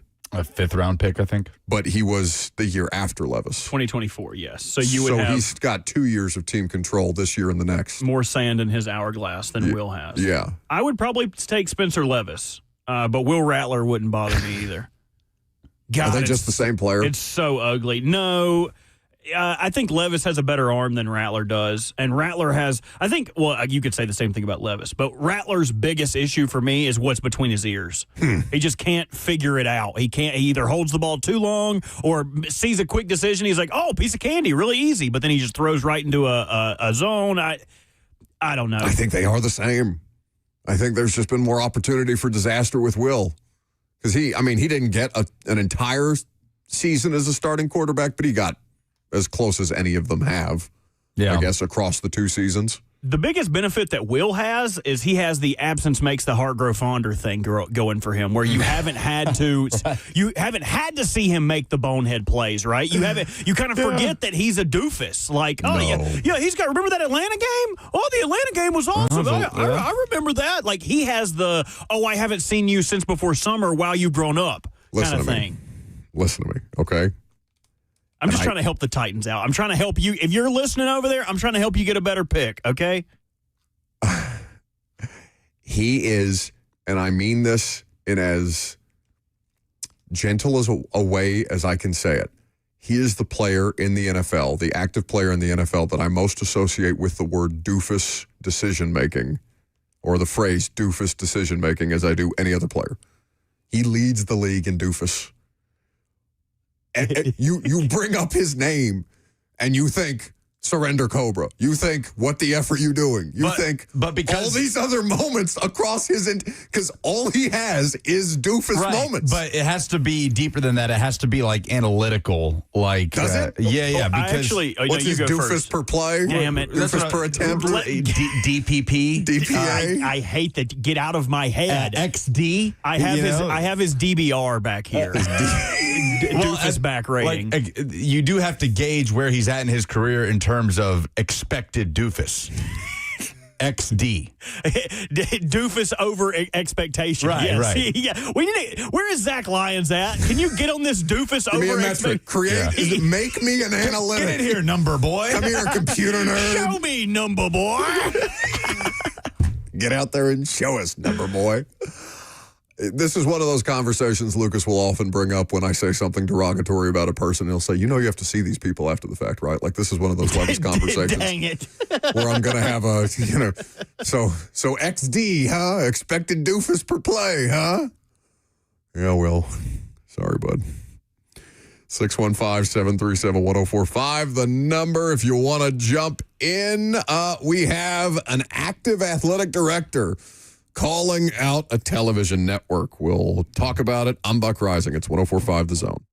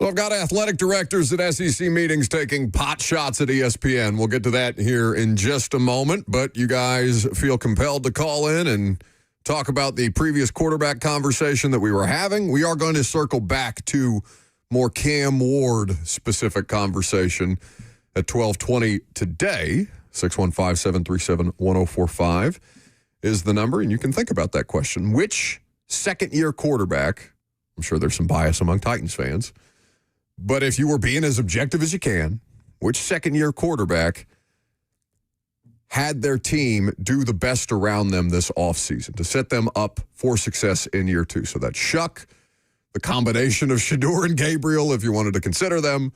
That's Cam and Jackson Dart. We'll have that conversation around 12:20. Andy is in Columbia, who wants to chime in on our previous segment. Hey, what's going on, guys? I heard you talking about Spencer Rattler versus Will Levis, and I heard you talk about all the doofus plays that Will Levis made. Yes, he made some boneheaded plays. My issue with that is you're not taking into account that he played injured his second season, got hurt in the Miami game, missed time, came back, played with a busted shoulder behind the worst offensive line in football. What did you expect from this guy? Come on, man. Will Levis is 3 times better than Spencer Rattler, and I'll die on that hill, and I'll hang up and listen to you talk about it. Well, thank you so much for the call. If you're going to pick a hill to die on, buddy. That seems like a weird hill to die on. We'll have an ambulance on standby. I'm not going to let you go. We're not going to DNR you. We are resuscitating you. We will not let you die on this hill. For that, there are better things to die for. more and more. Tell my wife I love her. You tell her and yourself. That Will Levis was better than Spencer Rattler. You're going to tell her yourself, buddy. But so I covered that entire season, obviously. I've covered every game of Will Levis's career. I am not ignorant to the fact that Will Levis played through the sprained AC joint. There are many quarterbacks who play through the similar injuries. Levis's option to get surgery on it was more of a choice for him than it was medically necessitated. It's not about the fact that he played through injury. It's about his decision-making in these moments. Levis was healthy enough to be able to hit checkdowns. Levis was healthy enough to not take sacks. Levis was healthy enough to not throw himself out of bounds in ridiculous ways and, maybe break the odd leg of a chain gang worker or something like that. And I know that's an unfair thing, but that's the kind of doofus stuff that I'm talking about. It's not, my criticisms of him are not physical. They are mental. He is in the sample size that we have of him, he is a football head case. You have never heard a quarterback in the second week of an NFL season, in his second week as a full-time starter, talk about rewiring his brain. And it be something that's accurate, like something that a football lobotomy would probably benefit that player. So I'm aware of Will Levis's, it wasn't all on him all the time. I think that's the most fair way for me to not just bury Will at every turn. But you can't give me 3 times better than any player in the NFL when Levis is as single-handedly responsible for costing his team games as any other starting quarterback in football when he was a starting quarterback. It's just by percentage, his hit rate is astronomical. But if that's the hill you want to die on, buddy, I don't want to let you go that way. How is Levis been at OTAs? I mean, he's obviously taken reps with the third team, I would imagine. Yeah, we talked about this a little bit, earlier in the week. He looks fine. He looks, well, it was with the, I guess technically I'm not allowed to tell you which team he was taking. Don't want you to get in trouble. I didn't mean to set you up for that. What I'll say is Trubisky wasn't out there and Hendon Hooker was. So it's just kind of like this mixing and matching of quarterbacks and whatever you want to make of it. He looked fine. He looked exactly the same as every other practice I've watched him. He looked healthy. He looked comfortable. He made a bad decision. He threw behind a receiver. He threw a pick. He also had a really nice touchdown pass and a really nice ball that he layered over a linebacker, I want to say to Bryce Oliver down the left-hand sideline of the practice field on the day that we were watching them. So him in practice has never been the catastrophe that he is when he gets in games. His in-game decision-making is as bad as any player you have ever seen in the history of the sport. Now, to pivot back to SEC stuff, Hunter Yurachek, whiny baby or not whiny baby? What are we considering this statement? Because WB or not WB? Yeah. I'm not going to read the whole thing because it's like the definition of could have been an email. But Hunter Yurachek put out a whole-ass statement yesterday as the athletic director of Arkansas about the scheduling for his football team in the upcoming season. Quote, I'm extremely concerned and displeased about the recently released kickoff times for our football program in consecutive weeks this September and the impact it will have on the well-being of our student athletes. ESPN has set our game at Utah for 9:15 p.m. Central Time on September 12th. We anticipate returning to campus at approximately 6 a.m. on Sunday morning, followed by an 11 a.m. kickoff against Georgia just 6 days later on September the 19th. This assigned schedule will cost our student athletes nearly a full day of rest and recovery that they would otherwise have available to them. This is not simply a competitive disadvantage. It is a genuine welfare issue for the young men who represent our program and contribute greatly to the bottom line of our television partners. He's saying, so we have the labor that you make all the money off of. You need to give us a better schedule. Yeah.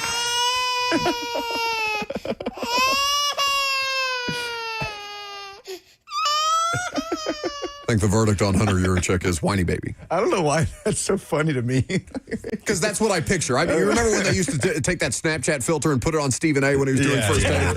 Stephen A. losing his mind as like a toddler. It was pretty funny. The baby filter. Like, I imagine that somebody put the baby filter on Hunter Yurachek as he approached the podium, said, our schedule's too tough. Yeah. Depicting grown men complaining about things as infant children is always a hilarious thing. Shocked it's a tool you haven't used against me at some point. Come on. I get it, but what are we talking about here? Let's say, would it be that much better if it was a 7:15 p.m. Central Time kick instead of a 9:15? Okay, yes, it would be better. We're talking about a couple hours. Like, okay, you get home at 6 a.m. on Sunday as opposed to getting home at 4 a.m. on Sunday. I don't know, man. To me, it's kind of like, yeah, that kind of stinks, but it's not great. It's not ideal, but like a whole statement. A whole there are statement. 5 paragraphs in this statement requesting that the SEC and ESPN pursue an alternative solution to one or both kickoff times. Like these things are a domino effect. I don't think it's that simple as you just tweak one thing here and there. Yeah, man, I don't think this is going to do anything for Hunter Yurachek. If you want to come off as this is me defending my program, my players, and my athletic department, more power to you. But like, it's easy to look at that and kind of roll your eyes a little bit and say, yeah, it sucks, but like, it's life. Well, and I don't know the answer to this question. You may not either. What is Hunter Yurachek's position on playoff expansion? Oh, I don't know. We've heard him speaking on behalf of the playoff committee, so I'm not sure. I haven't seen those comments. Uncomfortable 6'7" joke in the history of 6'7". Oh, yeah, that was him. Yeah. That was brutal. Yeah, this is a thing where it's like, yeah, man, that sucks, but just deal with it and move on. Meanwhile, Tennessee has found out it will open week 1 against Furman at 2:30 p.m. Central, 3:30 Eastern on SEC Network Plus. So that'll be the one ESPN Plus broadcast of Tennessee's schedule. And then week 2, when they go to Atlanta to play Georgia Tech, that is a primetime kickoff, 7 p.m. Eastern, down at Bobby Dodd Stadium. Other than Hunter Yurachek, I know Greg Sankey had to address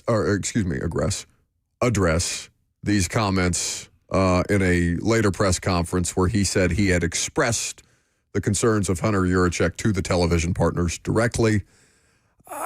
Anything else notable that's come out of SEC meetings? When does it end? When is it over? It's over after today. Okay.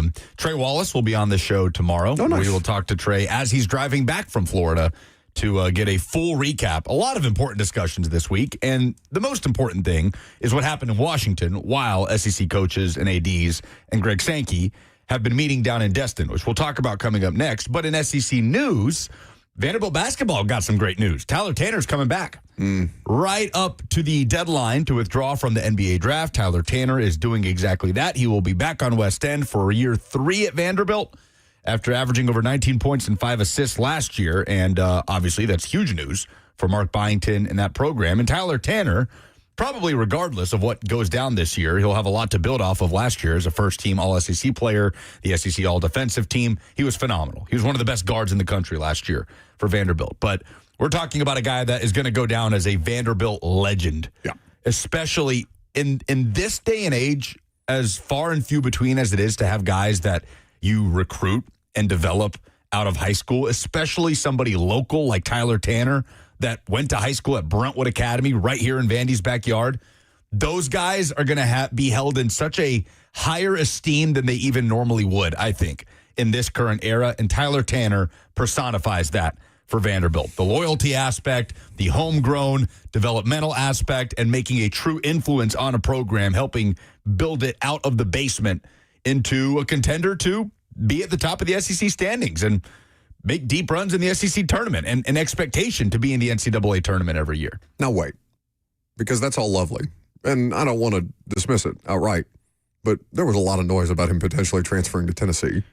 Yeah, but what noise, though? Like, I never saw anything remotely credible about Tyler Tanner. Like, the transfer portal closed weeks and weeks and weeks ago. Fair. You know, I never saw anything that actually made you think about that. There's that. There's also him, and I know a lot of guys do this, but, like, he did declare for the draft. Like, he was exploring his pro viability here, and I think they had him projected as, like, the 35th pick, so a second-round pick in the NBA. He's 6 foot. He's coming back for his junior season. He's not going to grow, so he's already going to be a statistical anomaly as an NBA player. I don't know if there's a potential for him to play himself into the back half of the first round if Vanderbilt has a successful season the way that you're talking about, but he definitely explored a number of different options. And again, the Tennessee thing is more internet speculation, message board speculation than it was concrete reporting. There's nothing ever concrete. And facts and figures being thrown out there around Tyler Tanner. But I you know, it's a convenient thing after the fact, after, you know, he doesn't get the result that he likes out of the NBA draft evaluation process. I mean, I would hear Maybe you I'm being out. unfair. Yeah, like players across the country do this every single year. Sure. Like, to sit here and fault Tyler Tanner or say there's some faulting him. I'm just like, that's a very rosy picture for a guy who's just like, I'm not going to go in the NBA draft. I'll get more money here. I'll come back. So like there's a lack of loyalty there. I just I'm not don't saying know it's the just you point you're painted making. it as a very, it's you know, his hometown hero type of thing. It's like, he's just at least exploring his options. I don't know that it was all like that Disney movie-esque. I don't know. I think this is you just playing devil's advocate for the sake of playing devil's advocate. He's back at Vanderbilt, and the beauty for Vandy fans is he can do the same thing next year, and if he comes to the same decision, can come back for a 4th year at Vanderbilt, where he'll be making some good NIL money too. There's a new college sports proposal from the United States Senate. We are going to do our best to stick to sports. Coming up next.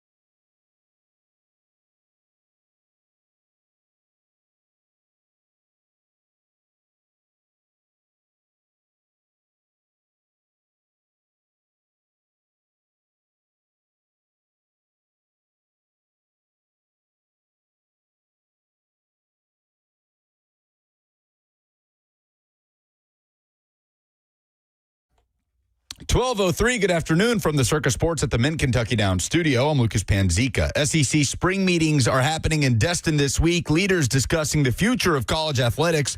Meanwhile, a bipartisan bill called the Protect College Sports Act was introduced that would provide the NCAA with antitrust exemption to enforce eligibility and transfer rules.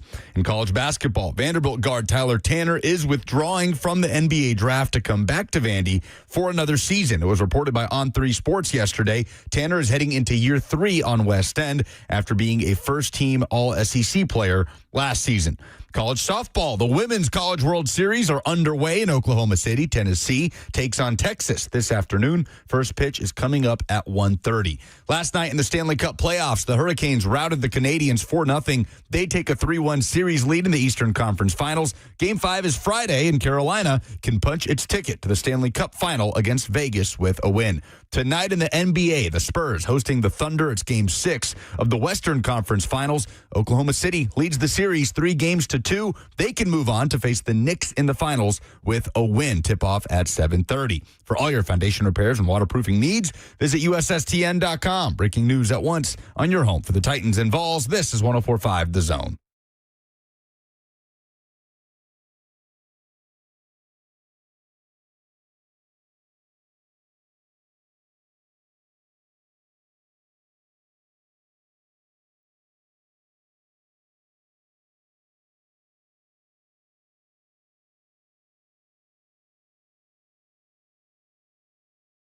All right, we have very important Senate and college athletics things to discuss at the top of the noon hour. We have quarterback discussions to get to in the next segment as well. But I was scrolling mindlessly through my Instagram feed during the commercial break, and I was greeted with something that shocked me, stunned me even. Of all the Disney movies, so we are all children of the 90s. Robert and me, 93, you 95, right? 1995? Yeah, 1996. 95. Okay, 95. If I told you that a movie that had to have been, without knowing the answer to this question, absolutely had to have been a seminal moment for all three of us in our childhood, a Disney movie, was turning 30 years old, what would you guess that movie is? Because there is merch being sold on my Instagram algorithm right now for the 30th anniversary of this movie, and I'm very tempted to Apple Pay my way through a purchase that I probably should not make right now. Little Mermaid? I don't know. Toy Story? A Goofy movie. Oh! There are Powerline shorts here. Powerline basketball shorts. Robert guessed a Little Mermaid. Little Mermaid's got to be older than that, right? I think Little Mermaid might predate us. I thought you were going to say Little Mormon. No, that's Jackson Dart. The Book of Mormon is coming to Nashville. I need to make it out to that show. Really? Yeah, I saw a billboard. You want to go? I would love to go. Love to go. Do you guys like the theater? Love it. Dude, I haven't been to a play in so many years. I feel like that's my entire childhood is going to Broadway plays with my mom. Oh, I was about to say, hold on. Little Mermaid came out in 89. What? I didn't go to Broadway plays with my mother.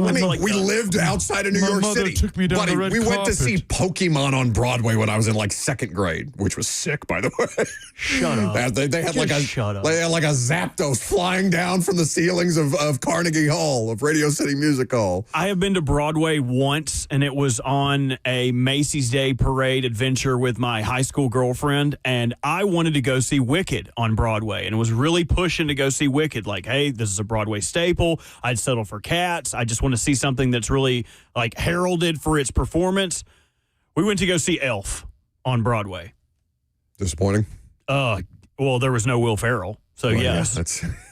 I would have rather watched a Jingle All the Way Broadway than the Elf Broadway. It was awful. Yeah. I mean, we for as long as we lived there, my mom, enjoys theater and things like that. So yeah, we would go to a lot of plays. Music Man. What's Fiddler on the Roof. Fiddler on the Roof. There was one about it's like Let the Band Play or something like that.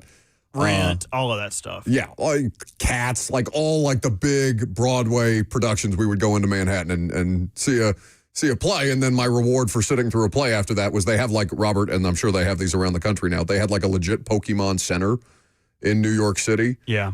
You could go there. And so second grade me was delighted by the idea that I was in a real-life Pokemon Center. One, did you ever go see the Jerry Springer opera? I would have loved to see that. And Weird Al is making a Broadway musical about his catalog. It's probably exceptional. When is Book of Mormon? I don't know. We got to look it up. Okay. Is that a T-Pack or is that a like this or not concert hall? This what is the Skirmerhorn?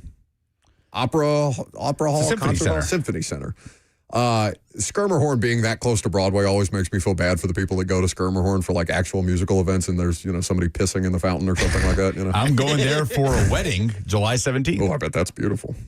Anyway, no, come on. I'll stay here as long as you'll let me. We have more on Broadway. We could do more on Broadway. No, I have more on Goofy Movie. I'm still chasing a slice of pizza that looks like the pizza from Goofy Movie. Everybody is. That's what I wanted to bring up. That movie has more food in it, like cartoon and animate food that I want to eat. Even, do you remember when Goofy pulls out the cigarette lighter in the car? If we really want to date this movie. No, I don't. He pulls out the cigarette lighter in the car. It's been a long time since I've seen Goofy Movie. And he puts a can of soup on top of it. And he heats a can of soup up for him and Max. And that soup looked so good.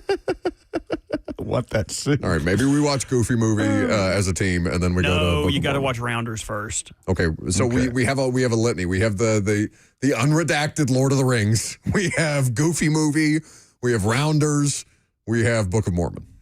Seriously says the Cheese Whiz. It's your buddy Jay. Yes, it's Lucas's buddy, but he's also my buddy. You don't like Jay? I love Jay. Don't get me started. But the Cheese Whiz also, where they're like blowing it in their mouth. Oh, it's killer. This is me getting us back on track.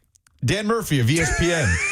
A group? Yeah, go ahead and try and make a more interesting conversation out of this than the one we were having. Well, this is an important one for certain. A group of U.S. senators introduced new and wide-sweeping legislation Wednesday that aims to address many current issues in college sports. It is a bipartisan bill that has been written after months of negotiation between Republican Ted Cruz and Democrat Maria Cantwell that would provide the NCAA with an antitrust exemption to enforce several rules that have, as we know, been challenged in court in recent years, various local courts across the country. It's being called the Protect College Sports Act. The rules would include limiting athletes to transferring schools only one time without penalty, limiting athlete eligibility to a maximum of 5 years, prohibiting former professional athletes from playing in college, no more two-way players on, two-way NBA contracts or G League contracts coming back to college basketball, and prohibiting schools from poaching a coach from another school during their sports season, otherwise being dubbed as the Lane Kiffin rule. So finally, this bill has been put together. And the next question for me, because I read all of those bullet points as a college sports fan, and I nod my head. Like, okay, limiting athletes to only one transfer, love that. Limiting athlete eligibility to 5 years, fantastic, right? Prohibiting literally professionals from coming back to college, yep, fantastic. But my biggest question is, will the SEC and Big Ten be willing to sign up for this? Because there are talks accelerating about those leagues breaking off and being essentially their own governing bodies. I know the ACC and Big 12 will sign up for this in a heartbeat, and I, as a college sports fan, will sign up for this in a heartbeat. But will the powers that be in college athletics sign up for this deal? What do you think the highest grossing Broadway musical is? I hate you guys. Oh, it's got to be Lion King. Cats. Oh, Lion King's a good. Of course, it's Lion King. It's Lion King. Well, no, not of course. What do you think the top? Give me the top four. Actually, Book of Mormon's in here. Top five. Cats. Book of Mormon's 5. Rent. Cats and Rent not in here. Wow. Not in here. Really? Again, these are musicals. These are musicals. I mean, Rent is a musical. Cats is a musical. Carrot Top said Hairspray. Mamma Mia? Hairspray is down there. Mamma Mia is 8th. Oh, Hamilton. Of course. Hamilton is 4. Of course. Hamilton is 4. Surprised it's not Fiddler on the higher. Roof. Phantom of the Opera is 3. Banger. Wicked is 2. Wicked, of course. I had forgotten about Chicago. Chicago, banger. You guys may have seen the movie, Richard Gere and, not Selma Hayek. I'm blanking on the woman's name. She's the female lead. in it. It's going to drive me crazy. Catherine Zeta-Jones. There you go. Catherine Zeta-Jones.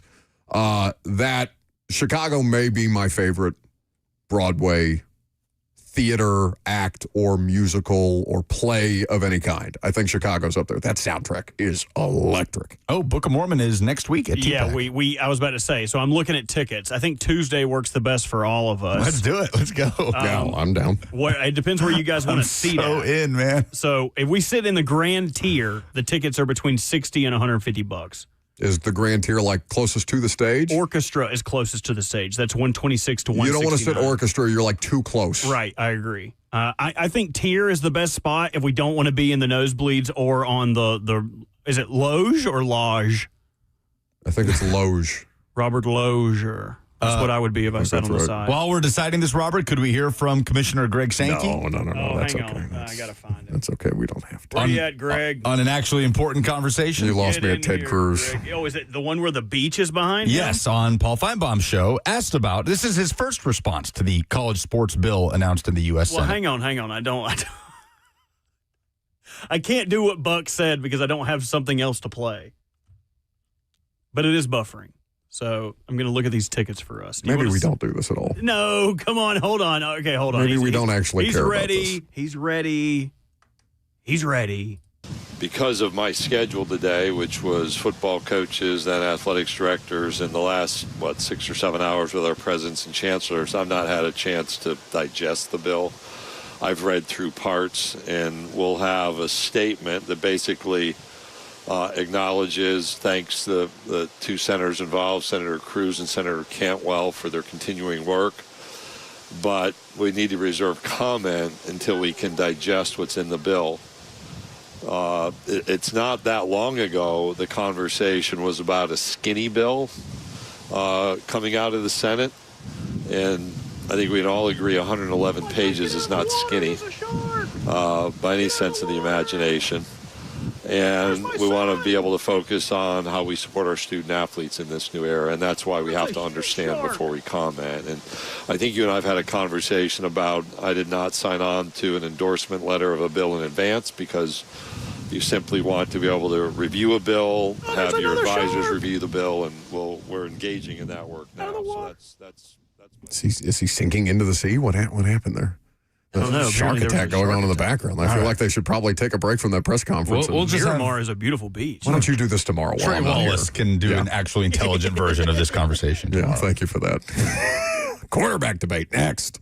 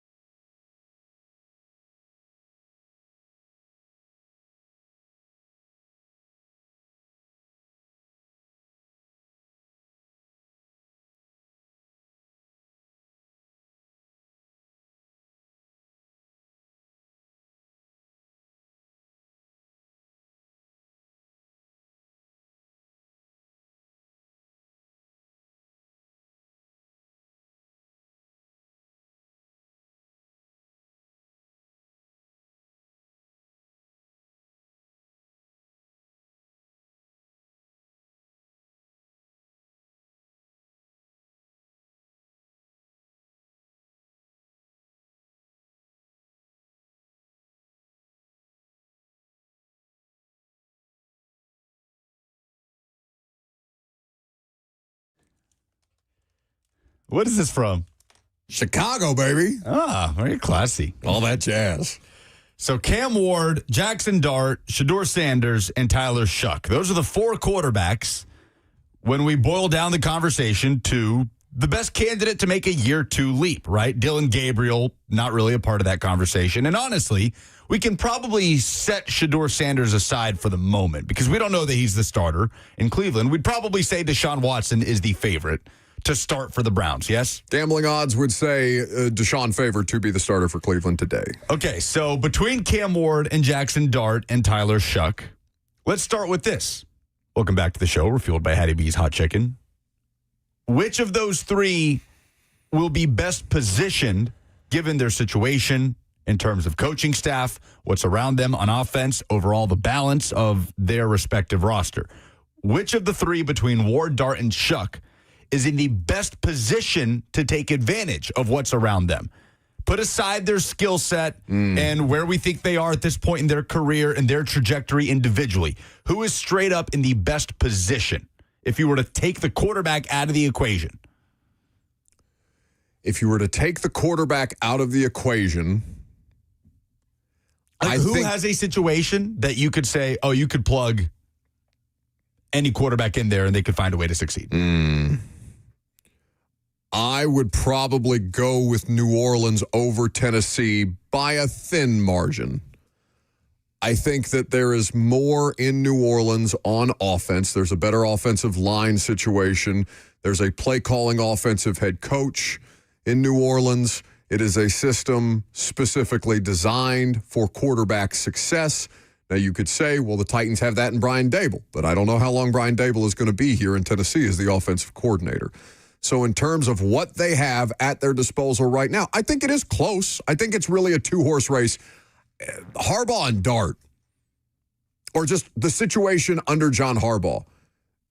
Matt Nagy, Brian Callahan, maybe no Malik Neighbors to at least start the season. Did you guys talk about that while I was out? Maybe that happened over the weekend. We did it a lot on Fox, that Malik Neighbors is not necessarily a lock to be ready by week 1 as an offensive playmaker for the Giants. I think that's the will he, want he conversation we were wondering about earlier that we couldn't come up with. Yeah.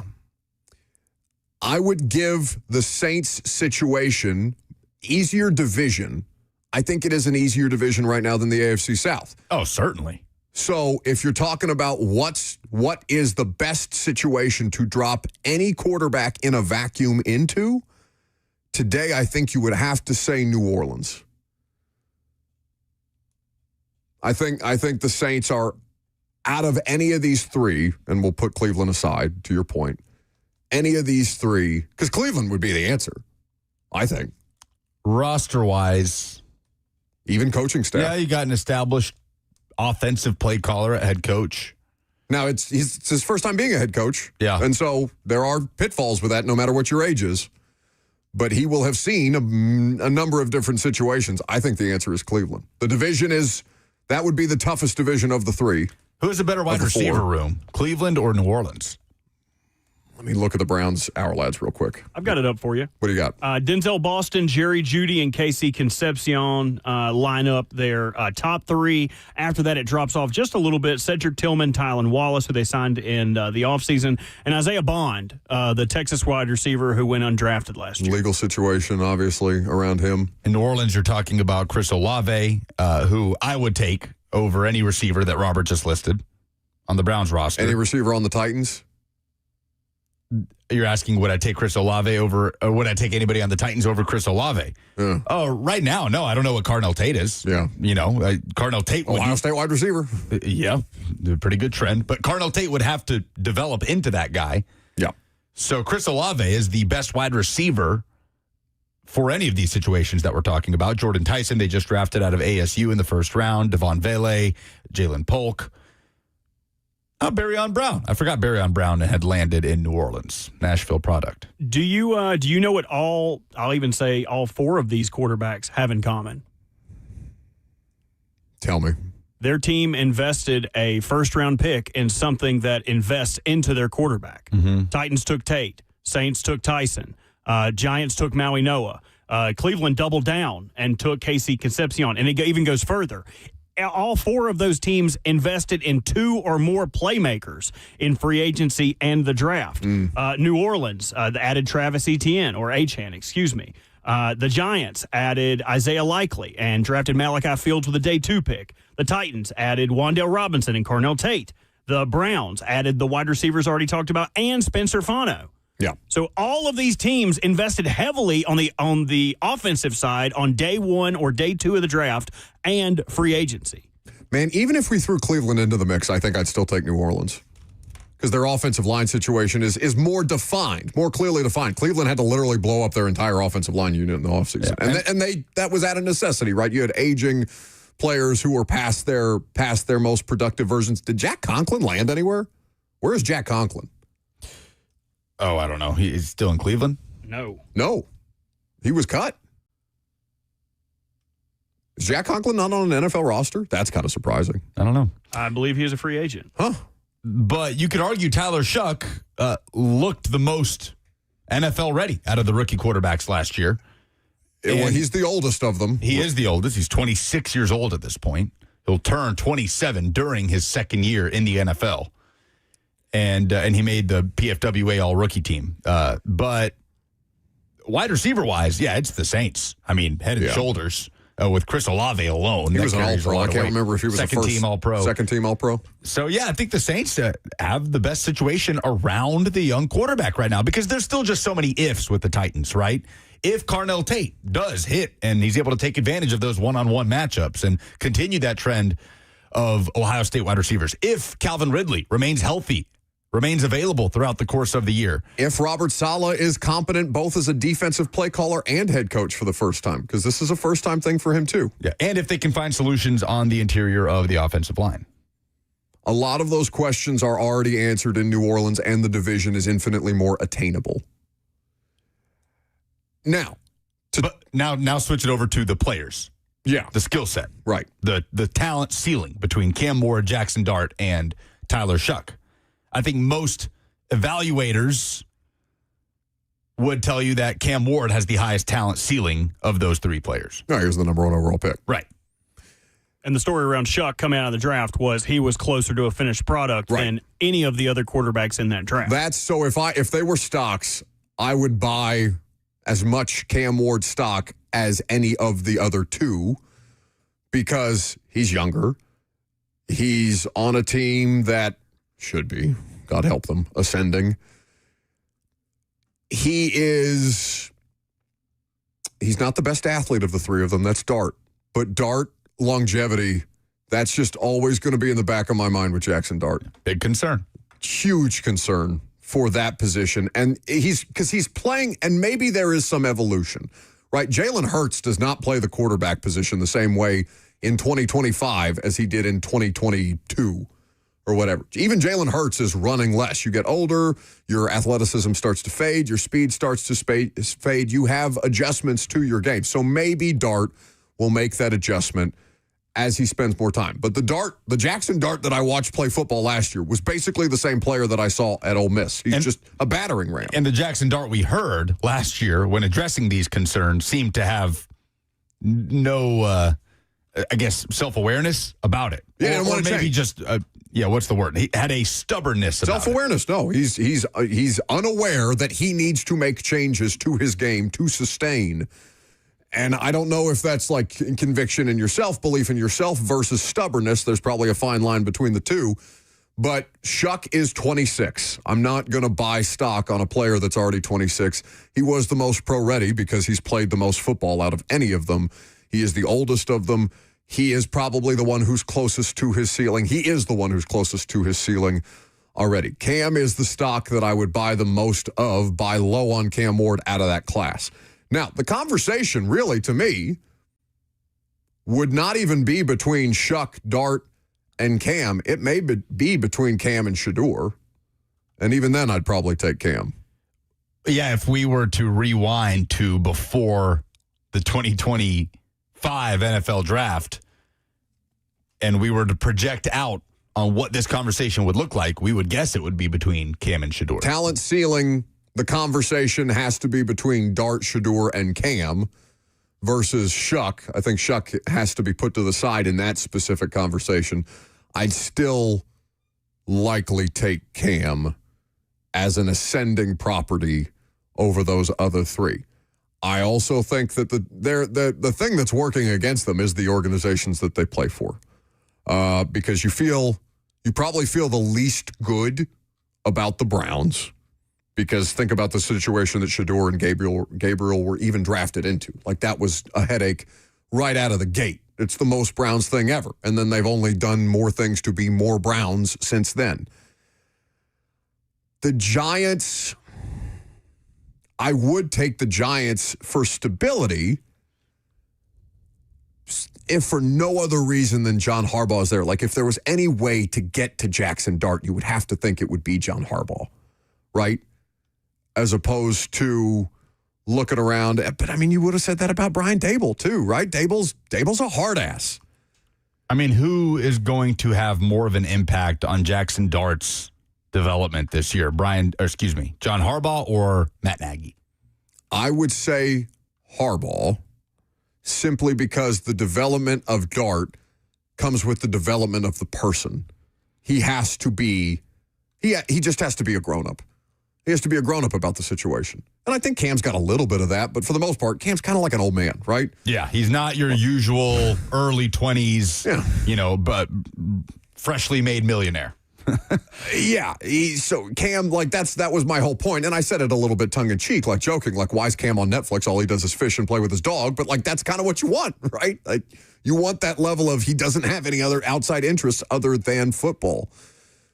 So Cam, to me, feels like the safest out of that bunch. The variable is the Titans as an organization, and the Browns as an organization, and the Giants as an organization, right? You trust them, the three of them collectively, far less than you trust any of these three individuals. Maybe you don't trust Dart more than I don't trust Dart. I just think he's a dope. I don't think there's a lot of thought that goes into the things that Jackson Dart does. I think Dart just does them, and more often than not, it works out because he's an athlete. Shay Wood brings up a good point in the F&M Bank chat. Isn't Callahan Dart's QB coach? Yep. He's going to be watching him like having shades of Will Levis, like PTSD of storming the beaches at Normandy. Like, no, don't do it. Levis definitely had that, the lack of an ability to protect himself. I mean, he felt like he didn't learn to slide until, I don't know, however long into his second year. Yeah, but the thing, watch Callahan turn Dart into something. Just, God. He did it with Peyton. That's true. And Stafford. Can't forget about Stafford. Derek Carr. Shaped them both. Yeah, he was integral in that process. Many people. Many quarterbacks. Joe Burrow, perhaps. I don't do that. Like, that feels mean to Brian, because, like, I don't know what am I going to do to Brian Callahan? Yeah. Like, but it's just one of those things that on the front end, it's like, oh, yeah, the guy that was with Peyton and Stafford and Burrow. But he's also done nothing, absolutely nothing with these two quarterbacks. Did any of those coaches that were made by Peyton, essentially? Because I'm thinking of Callahan and Adam Gase, obviously. Did we talk about the Lev Bell thing? Yeah, where Lev Bell is alleging that just Adam Gase just a coke fiend. Yeah, we're going to throw the ball 50 times in the rain. We did talk about that. Just sniffing a lot. Anyway, go ahead. Were there any other coaches that Peyton worked with that got jobs because of what they did with Peyton? Like head jobs. Kubiak had a job before. Kubiak had jobs before Peyton. Yeah. Kubiak had been around. John Fox had jobs before Peyton. Who was his OC? Who was his most successful OC in Indy under Tony Dungy? Ooh, Jim Caldwell. Jim Caldwell, but Jim Caldwell did a good job. Like, I think if the Lions had to do it over again, I don't think Jim Caldwell gets fired for the sake of Matt Patricia. Bruce Arians. Bruce Arians was an assistant coach of the year. Now, this is a lot of recency bias, right? I don't remember, like, Peyton's first offensive coordinator or first couple of offensive coordinators, like late 90s, early 2000s. Yeah, Tom Moore was his offensive coordinator from 98 to 2008. But Tom Moore is a legend. Legend, had been around for forever. Yeah. So he Jim Bob Cooter was on that. Jim Bob Cooter maybe is one. But Jim Bob's been in a couple of different levels. Look, both of you, go to Google right now and just look up Tom Moore. The first picture, I know exactly what he looks like. The first picture that comes up is so mean. You've never seen a human being that looks more like he's melting than Tom Moore. He looks like Mom Tor. Like, Lucas, go Google it right now. I Look did. at I'm Wikipedia. looking at it. That picture. That's a legend. That is a Titans legend you're talking God, about. he looks like the meanest grandpa ever. He was an offensive consultant for the Titans in 2012. What? Under Munchak. What? He's just been around for so long. He He's probably was a coached. consultant for the Bucks last year. Yeah, no, I know. He's 90. He's 87. Okay, he's close. This man developed Terry Bradshaw. Well, because he just retired, right? Like just this year he retired. Yes, that's what I'm saying. He was part of the Bucks staff last year. He announced his retirement in January. No, I didn't know if you mean he got another job. 47 seasons in the NFL. So yeah, Adam Gase and Brian Callahan were, I think, the only guys that got head jobs. Now Brady's in large part because of being associated with Peyton. Brady's way more guilty of this, if you want to like associate guilt with this, than any other person. I mean, with McDaniel, but anybody else? I mean, Patricia's defense. That's more Belichick, I guess. Yeah. Belichick offshoots. The Belichick tree. Right, Romeo Crennel. I mean, but Romeo Crennel had some good moments as a coordinator. Yeah, when he got, I thought you were talking about his coaching experience. No, not as a head coach. No. Like, yes to Josh McDaniels, but I associate all of those, Joe Judge, to the Belichick coaching tree. It happens a lot more recently, though, where guys are getting jobs after like 1 or 2 successful years with a quarterback. Like, when I think of somebody who got a job based on their 1 year of success in a place, I think of Liam Cohen. Now, Liam Cohen may be very, very good at what he does, and he obviously had great success in the AFC South in his first year. So maybe it doesn't happen as often as we think. 615-737-1045, the number. Last call for phone calls. If you got them, we'll wrap up the show coming up next.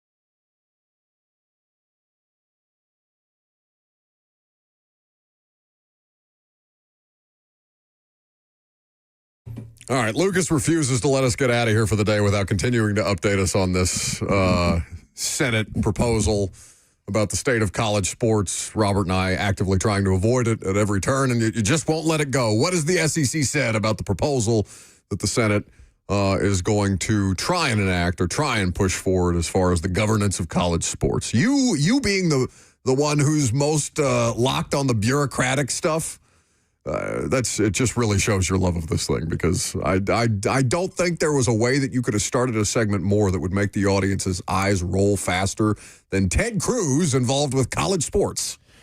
I mean, this is where we're at. I know. In college athletics. I understand. We just kind of got to deal with it. But the SEC put out a statement basically saying they would refuse any sort of proposal to pool together media rights for all of college football as one big entity. That's part of the proposal here with this new Senate bill, that if 75% of FBS programs, of which there are, I think the number is 138, were to agree, then college football could renegotiate as one entity rather than conferences negotiating on their own behalf. The SEC says no.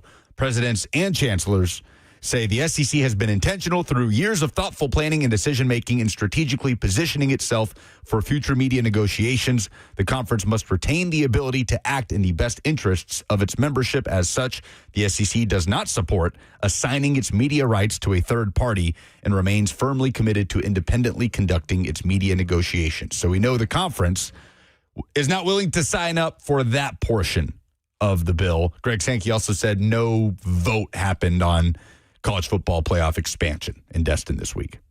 Just conversation. Do you trust him? Do you trust Greg Stanky? I feel like he's got something up his sleeve. I feel like he doesn't actually have college football's best interests at heart. I don't know what it is. Can't put my finger on it. Right. Well, he does until there's something that goes up against the best interest of the SEC, right? What's that clip of like the African leader that's like, I will fight conspiracy with everything I have unless I believe in the conspiracy. And I'll find it. That's Greg Sankey, in my opinion. We're hopefully, at the very least, getting to a place where there will be some sort of crossroads where either the sport comes together in some way under some sort of federal legislation, understanding how hard it will be to get that over the line. There are midterms coming up. Or the fact that Lucas knows that there are midterms coming up. The only reason I care about midterms. Or, that speaks to the level of this thing. That's option A, right, is to find some sort of common ground that we can all come together, keep college football as one entity, and have some sort of guardrails that is set up via federal legislation. Or the SEC and Big Ten just split off and do their own thing. I think that's the best solution. I don't think federal oversight is real. I think there are too many ways. If you think that college sports has been hijacked by the current atmosphere, let the government get involved. And I understand that people are not going to campaign politically on, the Save Sports Act or this new legislation that they're trying to come up with, or that sports is not necessarily a position that would win you a seat, a Senate seat, a House seat, whatever government position you might be running for, unless you're Tommy Tuberville or Derek Dooley, and we'll see how that plays out for both of those individuals moving forward. Or, oh God, I always do this. This is such a terrible thing for somebody in sports to say. What the hell is the name of the running back in Georgia? Which one? I'm blanking. Herschel Walker. Sorry. Herschel Walker, obviously using his claim to fame as a means of getting into politics. And that's all well and good. You use whatever platform you can to get into politics if that's what you want to do. But I think there's just so many more opportunities for this thing to get hijacked if the conferences don't just outright take control and put the guardrails in themselves. This is Greg Sankey. Corruption is not bad. Corruption is only bad if I'm not involved. But if I'm part of that corruption, I'll defend it. No, that's Sepp Blatter. Where do you find it? That's Sepp Blatter. No. The Sepp Blatter. Sepp Blatter pales in comparison to Gianni Infantino, the current FIFA president. Gianni Infantino has made Sepp Blatter seem like Mother Teresa. No, but I mean, you probably remember what this was for. But It's the only Sepp Blatter press conference I ever watched, and it was a vote regarding him being reelected as the president of FIFA for like the millionth time. And he wins re-election, and he gives this acceptance speech where he's like, "This candidate from Saudi, he was a good candidate. But I am the president of everybody. And so I am the president of everybody, and that's that." Like, it's one of the, I mean, it is as just outright, yeah, I run this bleep, as anything could possibly be. And this cute little Saudi Arabian prince that tried to, I think it was like, I don't want to, this sounds way too stereotypical, but I'm half Arab, so I can say it, Prince Ali or something like that. Out here. Cancel him. Yeah. Cancel him. Listen, if I get canceled for that, buddy, I got years of TSA randomly selected for special screening I will bring back up in my litigation. Yes, TSA sees your name. Andrew. No, something must be done here. They see that Khalil in the middle of there. It's like, Where's your 23andMe? I see you. Where is your documentation? I did that one time. I found out that I've got a little Italian. I'm as Italian as Lucas is Brazilian, famously. Oh man, the fact that we're over here missing Sepp Blatter as soccer fans is an indictment on where we are. I saw there's a probe into FIFA ticketing. I'm like, all right, yeah, good luck. Yeah. His name is Sepp Blatter. Sepp SEPP. He is Sepp from Switzerland. Yep. Okay. Where did you find that audio? Chronically online. My goodness. Your brain is a fascinating, terrifying The thing. inner workings of my brain are an enigma. What is that from? What's the one of three things that I quote nonstop? Sopranos. It's SpongeBob. It's Patrick. The inner working. All right, I'll find that now while you guys talk about something. That should just be on the board. No, we don't have to talk about anything else. It's the end of the show. We need to play polls, and we need to get the hell out of here. At your convenience. You did polls? I did polls. We need a SpongeBob poll. I don't know who would do that. Oh, you do need one. You do it. Yeah, careful. You just made more work for yourself. No, I'm not doing that. Okay, very good.